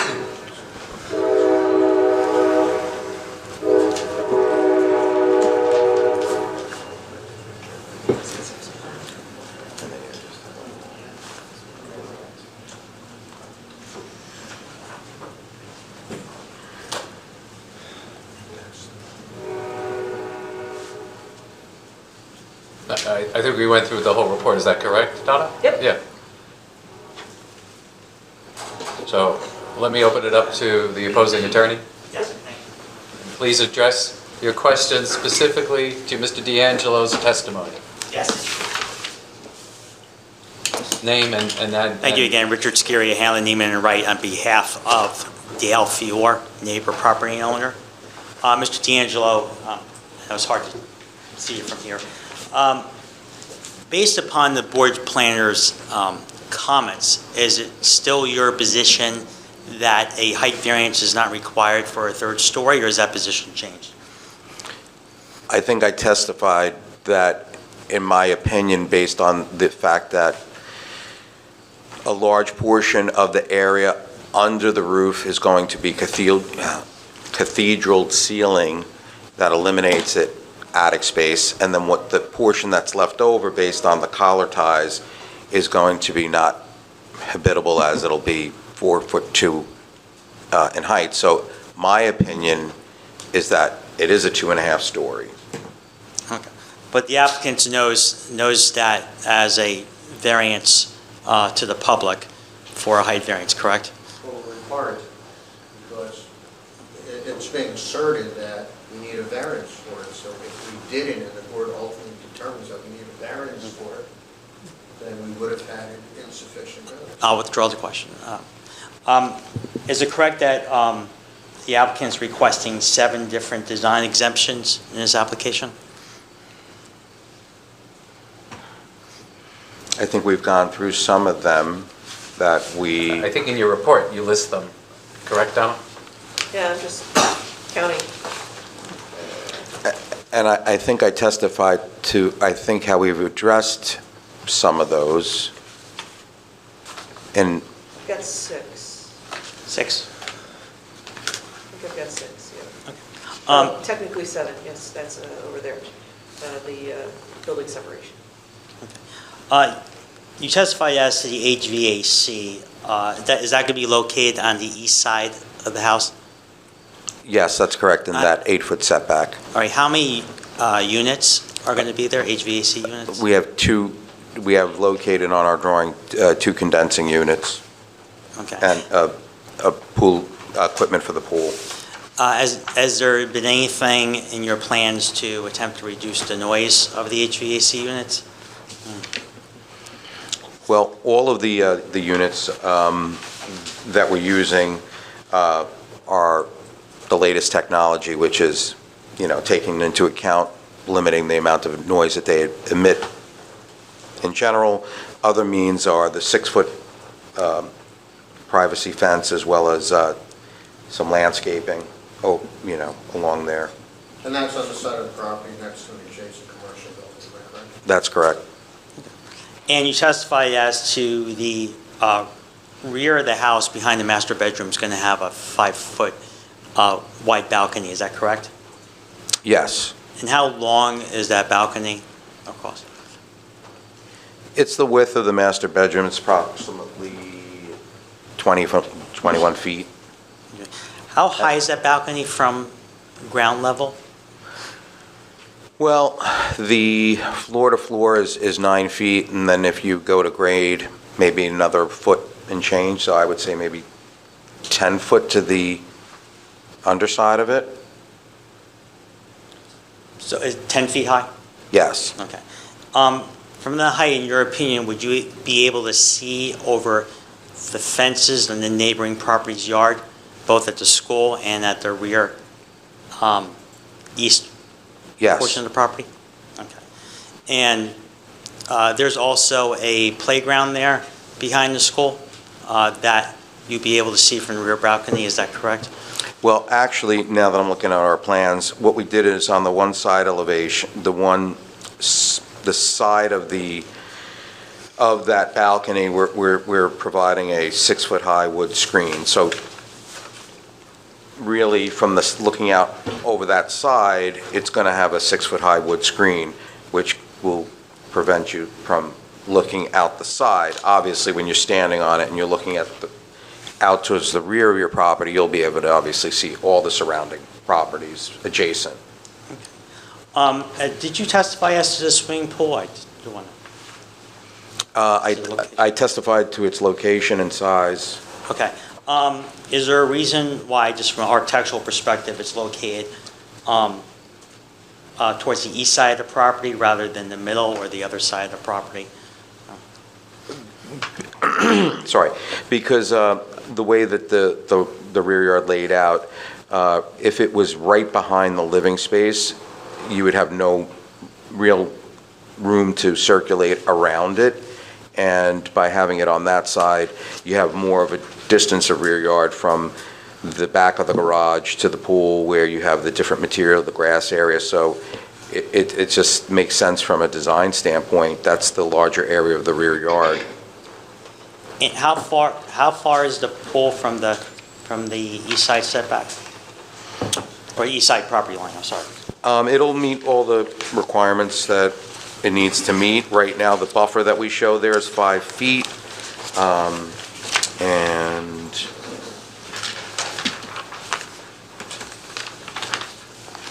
I don't know if we show it exactly. Right now, we show just the 5-foot setback of the planting bed, but the pool is obviously further than that. I think it's probably in the 8-foot range. Okay, so from the side of the pool to the property line, approximately 8 feet? Yes. Is that accurate? Okay. And about the stone patio, I'm looking at your drawings here, marked as A2. So is the entire back from one side of the property to the other, is that all going to be stone patio? At the very rear of the property, it's all stone patio. And then, as I mentioned before, right adjacent to that, you have a grass area adjacent to that. Okay, and that's more towards that house, the structure, the grass area? Right in that area, yes. Right behind the garage, in that sort of alcove, let's say, that the house creates.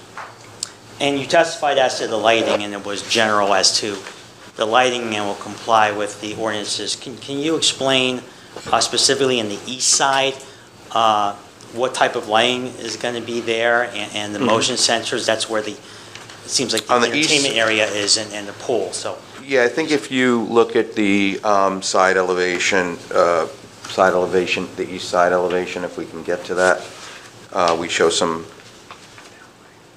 downlight fixtures. They say type D light fixture. You can see that note.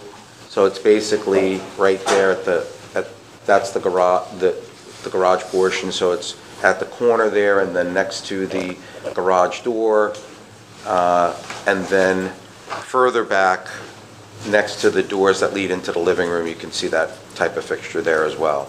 These are residential type fixtures. Okay, and are they recessed? Are they motion sensors? Are they on and off switch? Can you describe that? Most likely those will be on some sort of a timer, and yeah. Okay. I have no more questions. Thank you. Thank you. All right, so I'll open it up Just to... follow up briefly. There's a question with regard to standing on the balcony if you can see your neighboring properties. Am I correct? Call that question? Oh, yes. In the rear yard, there are going to be trees that are going to be 10 feet, up to 10 feet tall. Am I correct? To the very rear, yes. All right, so you would have to see over those 10-foot tall trees to then see into the adjacent property. Am I correct? Correct. There are windows on the back of the house. Am I correct? Yes. And if you look through those windows, irrespective of the balcony, you'd be able to see into the adjacent properties, am I correct? That's correct. And the rear view is no different than on the balcony, am I correct? Yes. No further questions. Okay. Would you like to cross-examine Mr. D'Angelo for that, sir? Yes, briefly. Just one question. So just to clarify, so the back of the property, the rear back is 10 feet trees, correct? That they're going to grow up to 10 feet? Yep.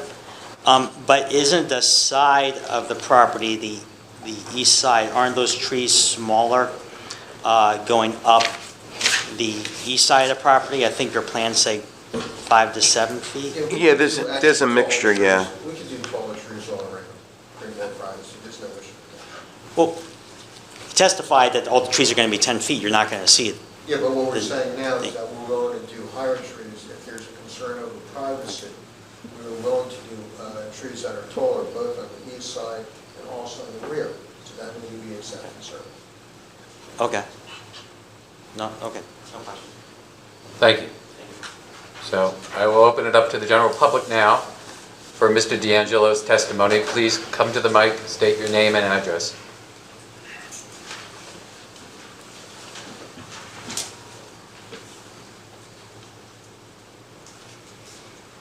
My name is Esther Pekarski, 701 Grand Avenue, Alphabet's Preschool Center.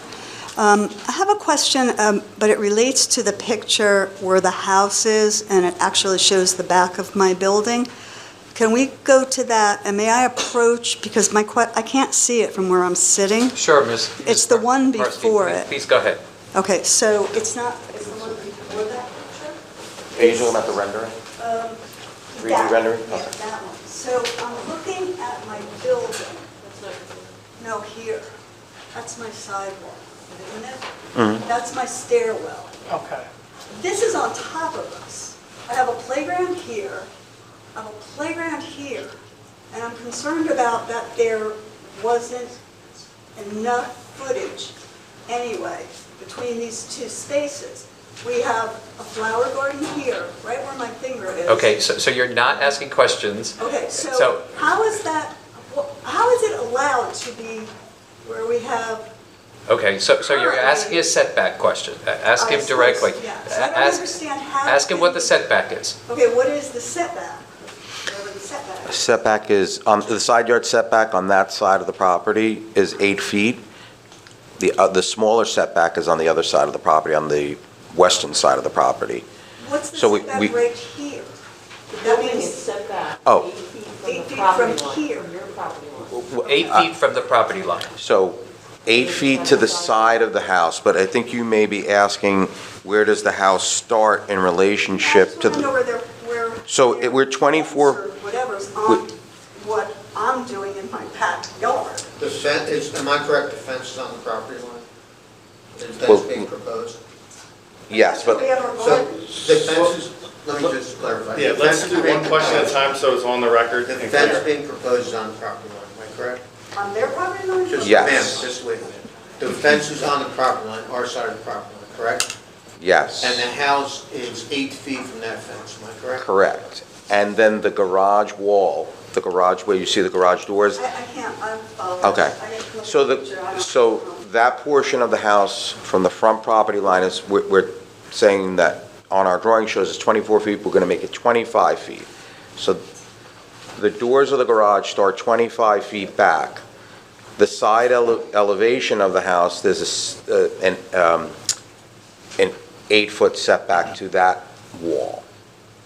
And we have a 6-foot-high fence along this, at Donna, that clarify location as well. what the setback means and exactly how much is required. Okay, I hope I can get heard. So in this rendering, it shows the proposed house, and the east side wall is going to be 8 feet from the easterly property line, which is what you We're talking about share. here, this.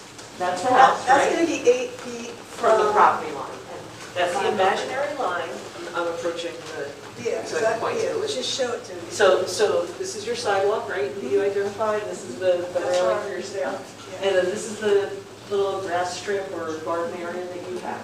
So there's this imaginary property line that runs from the sidewalk all the way to the back. Your stuff is on your side, their stuff is on their side. All of their stuff is on their side. The fence is going to be on the property line, and then they're going to have, So it's going to be right on top of, like, our garden? it'll be right next. But it is their property line. It's on their side, Okay. and the bus is right next to it, just like Yeah, on your other I get it, side okay. and on the street side. All right, I They get- I they just won't be understand. encroaching on your property. Right, or what we're doing here and there with the kids, that, Again, you're commenting, not asking questions. Well, she's trying to understand. of course I am trying to understand, and, I'm not an architect or a planner. I just don't want to see anything impact my building negatively. Of course I would. You'll get your chance to comment at the end of the application.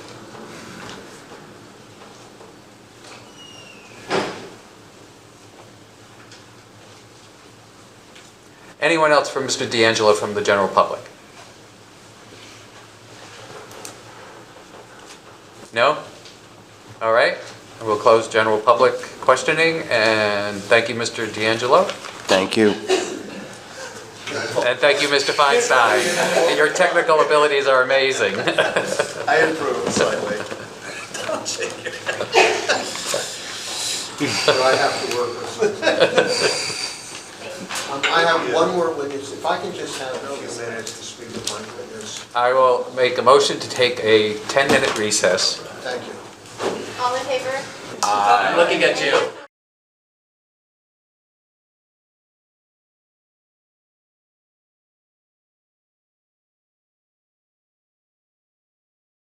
All right, is everyone here? He works for the architect. All right, Daniel Harris, Yeah. Tim Flick, Here. Wendy Glasson. Here. Bonnie Knox. Okay. John Foley. Here. Russell Lewis. Here. And Christopher Avalone. Here. Thank you, everyone. We're back in session.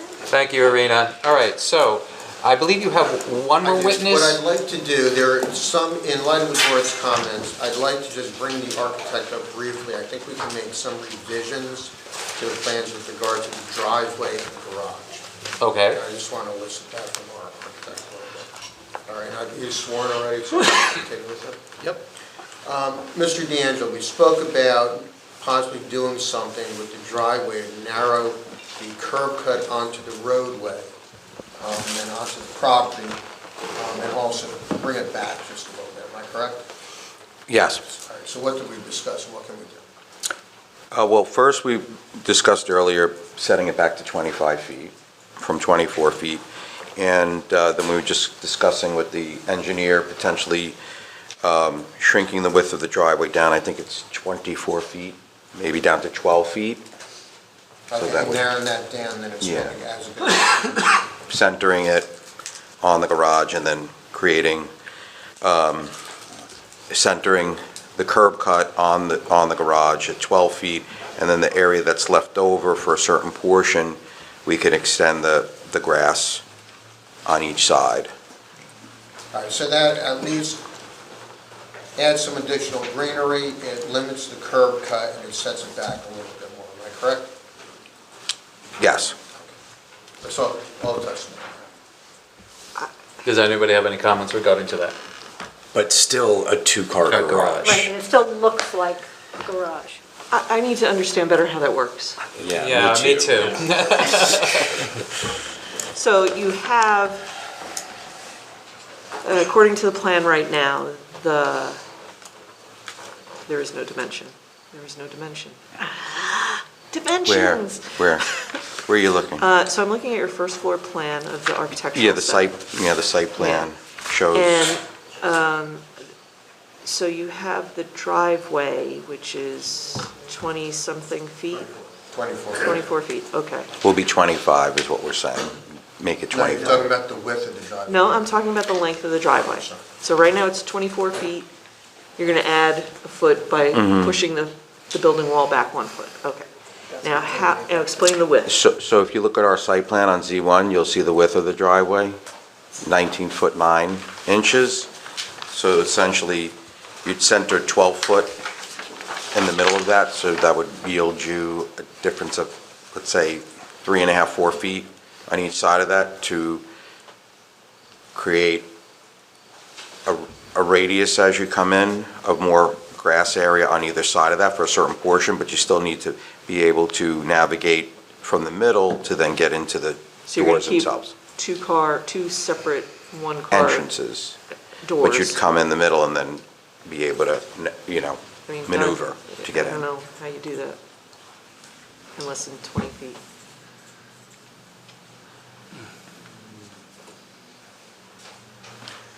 I mean, you need it Yeah, to it be wouldn't- 2 cars wide for probably at least 10 feet, right? In order to back out of the garage. Yeah, so And it make your wouldn't, maneuver again, to like be in the center.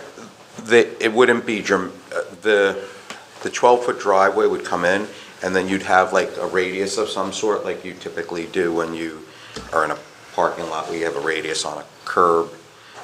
So a portion of that driveway on each side of that 12-foot, you may have extra area for the grass area. So I'm thinking you need at least 10 feet of Yeah. 2-car width in order to get the maneuvering into the one width. And then, since you don't have the parking spaces in front of the driveway, in front of the garage doors, do they need a design exception from RSIS? Because I think they need 4 spaces, do they need 4 spaces for the 4 bedrooms? Or, I'm sorry, is it still 4 bedrooms or is it 3 bedrooms now? It's 4 bedrooms. It's 4 bedrooms. I think that's 4 parking spaces under RSIS. But I'm winging it at the moment. For a single Not that we family? really care, I mean, we don't really care about RSIS here, but it is just another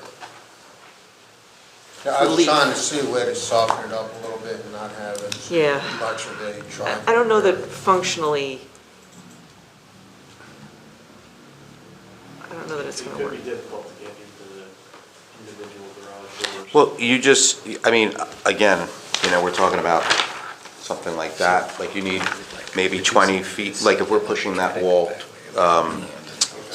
25 feet, maybe these are like a 5-foot radius or something like in that nature. It just softens up the edge and narrows down the driveway, but you still have enough room. 20 feet would be enough to, while you're backing out, also to swing into the middle.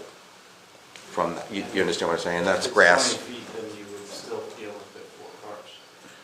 Yeah, then you're not saving anything. Yeah. Well, not, Yeah, cars 20 feet. yeah, but you really can't because So for example, when you have a one-way you're not travel going to be lane able to maneuver with with parking on it, you need at least and a car 14 feet, adjacent. right? You know what I'm saying? Sorry, we have crosstalk. Yeah, we got two. Sorry. So what I was saying is if you had with the drive aisle, the driveway in the middle, you really wouldn't be able to park 2 cars there and be able to navigate moving them to get them out.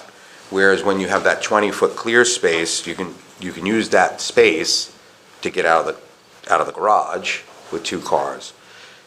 But if you have 2 spaces parked side to side, they're gonna touch each other. They won't. I don't know Yes, if you're you exactly understand what right. I'm saying. But what we're saying is, in order to get in and out of the garage into that center Mm-hmm. single driveway, you need to come out of the garage I'm directly saying like behind 20 it by feet before the grass starts. So you'd have maybe So really, so like we're a only saving 5-foot 5 radius, foot. right, let's say a 5-foot from the center of that, a 5-foot radius, that gives you 20-foot clear to maneuver in, so that would work. But if you So wouldn't be able to park 2 You still end up with a spaces. 20-foot wide driveway in front of the garage. Right, but you're not really gonna be able to park 2 cars there, that's what I'm saying. They wouldn't be able to maneuver. It's not feasible. All right, it was something that we were thinking about. We thought it might be a good I don't think that's the answer. I appreciate the try, but I don't think that's the answer. No, I understand that what you're looking for, and what you prefer, in terms of where the actual garages are. But we'll have planning testimony that we're gonna provide. It's in terms of trying to utilize property, the backyard. Because once you start putting that garage in the back. Look, you're asking for a lot. No, we're not. Yeah, you are. We're asking for coverage 6%, that's it. It's a lot. You kind of want to have your cake and eat it too. You can easily, if you really want 4 cars off premise and parking, you have enough room to do that. But you want a backyard and you want a pool and you want everything. You have enough room to put 4 cars off very easily, but it's a redesign. It's a lot. I think it's a little. I think it's a lot. I think it's a lot. I think you are asking a lot. Yeah. For what I think it's all designed for this backyard. And the backyard seems to be the focus. While I understand that everybody wants a pool, everybody wants an outdoor shower, everybody wants a patio, everyone wants a balcony, everybody wants everything. But it does seem like a lot to me too. I would like to see the house and the design and the layout conform a little more all the way around. In terms, when you say a little more. Well, I mean, just again, That's what I'm trying to understand. Well, and are you talking about tangible, subjective, or objective criteria? The thing about the driveway is not a requirement. It's subjective. If he pushes the garage wall back 1 foot, he complies. It's not the spirit, but it's... Right. Yeah. I mean, I think there is a way of designing this so that you do the 2-car detached garage slightly behind the house, and you still have a lot of backyard for, for the enjoyment that you want. It's not this particular layout. I couldn't have said it better myself. You have a lot of space and a lot of room to work with. It's not an undersized lot. I mean, it would mean that the objector would have a garage directly behind his house, and he may not be a fan of that. Or, that the pool is directly behind his house, because now we've flipped, if you flip the house, so the long part is on, then the balcony is directly behind his house. I mean, there's plenty of things for other people to be unhappy with, but I think there are... Well, we comply 100%, but you're going to then make the neighbors relatively unhappy the way the end design is going to be, where the garage and the pool is going to be. But ultimately, we may not even need variance relief. We can just come in and design it that way, no variance relief, but then we're going to piss off the neighbors even more. I mean, is that the right thing to do? I don't think so. I don't know if you are going to piss the neighbors off anymore. I don't know. You're speculating on that part. We haven't seen any other ideas. I would venture to guess if we're going to put the pool closer to the property line or if we put a garage closer to the property line, and it's not going to be welcomed more than any issues that arise from this design.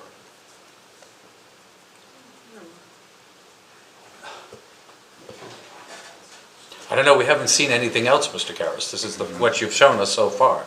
So I hesitate to say this is the only possible design.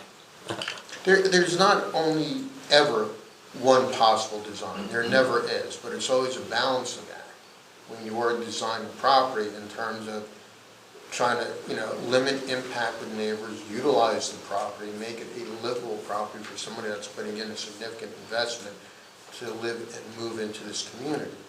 I fully understand that not everybody can get everything they want. I get that. But there's also that balancing of when you're not looking for a significant amount of relief, looking for a number of percentage points on coverage, doing that to try to work with the neighbors so as not to have too much of an impact or a negative impact on the neighbors by complying with the code. So it's that balancing act that you're working with. I wholeheartedly agree. Absolutely. It is a balance act. Yeah, and there's nothing easy about it. There's no right or wrong a lot of times. It's, how we try to work towards something that is nice, fits within the community, allows somebody to really move into the community and enjoy their property, and also balancing out the impact on the neighboring properties. Never an easy thing to do. I certainly appreciate what you guys do up there because of it. But, we came up with this design, thinking that this was the right design taking into account those factors. But we'll try to tinker with it a little bit. But how does the rest of the board feel so far? I mean, we've expressed how we feel, but anybody else have any comments regarding the current? Not anything that hasn't been said. Yeah, that's the only issue really I have. So how would you like to proceed, Mr. Garrison? Let me talk to my client for a minute. Okay. You make a motion to take another 5-minute recess. Does anyone second? Second. Thank you. All in favor? Aye. Thank you. 5 minutes break.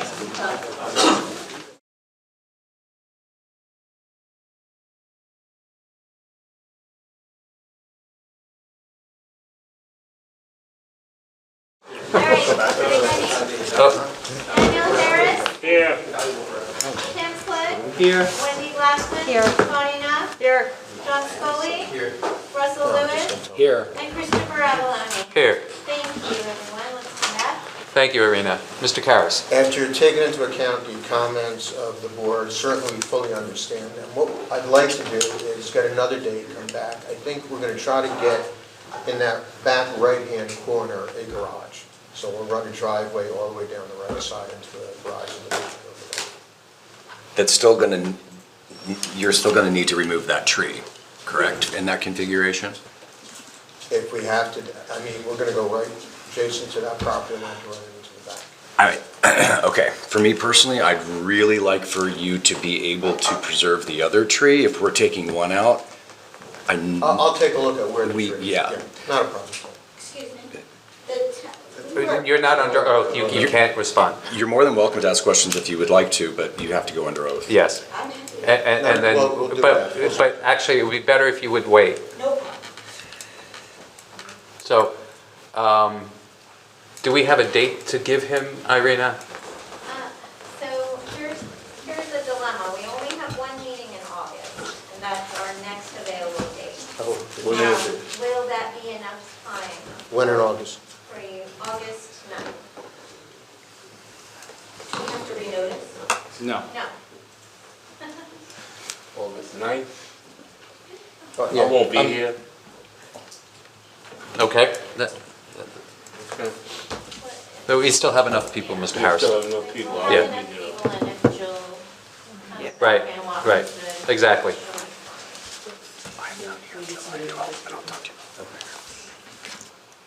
So, August, August 9th? okay, August 9th, is that correct, Irina? Yes. All right, so I'll make a motion to carry, what was it, 507 Sewell to August 9th, 2022. I'll second. Okay, I have a motion by Christopher Avalone and a second by Russell Lewis. Daniel Harris? Yes. Tim Flood? Yes. Wendy Glassman? Yes. Bonnie Knopf? Yes. John Scully? Yes. Russell Lewis? Yes. And Christopher Avalone. Yes. All right, application carried to August 9th, 2022 without further notice. Thank you, Irina. Thank you, Mr. Karas. Thank you very much. Are we gonna allow her to speak? No.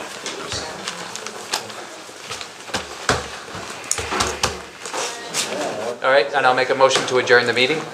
I'll second. Second. All in favor? Aye. Opposed? All right, and before everyone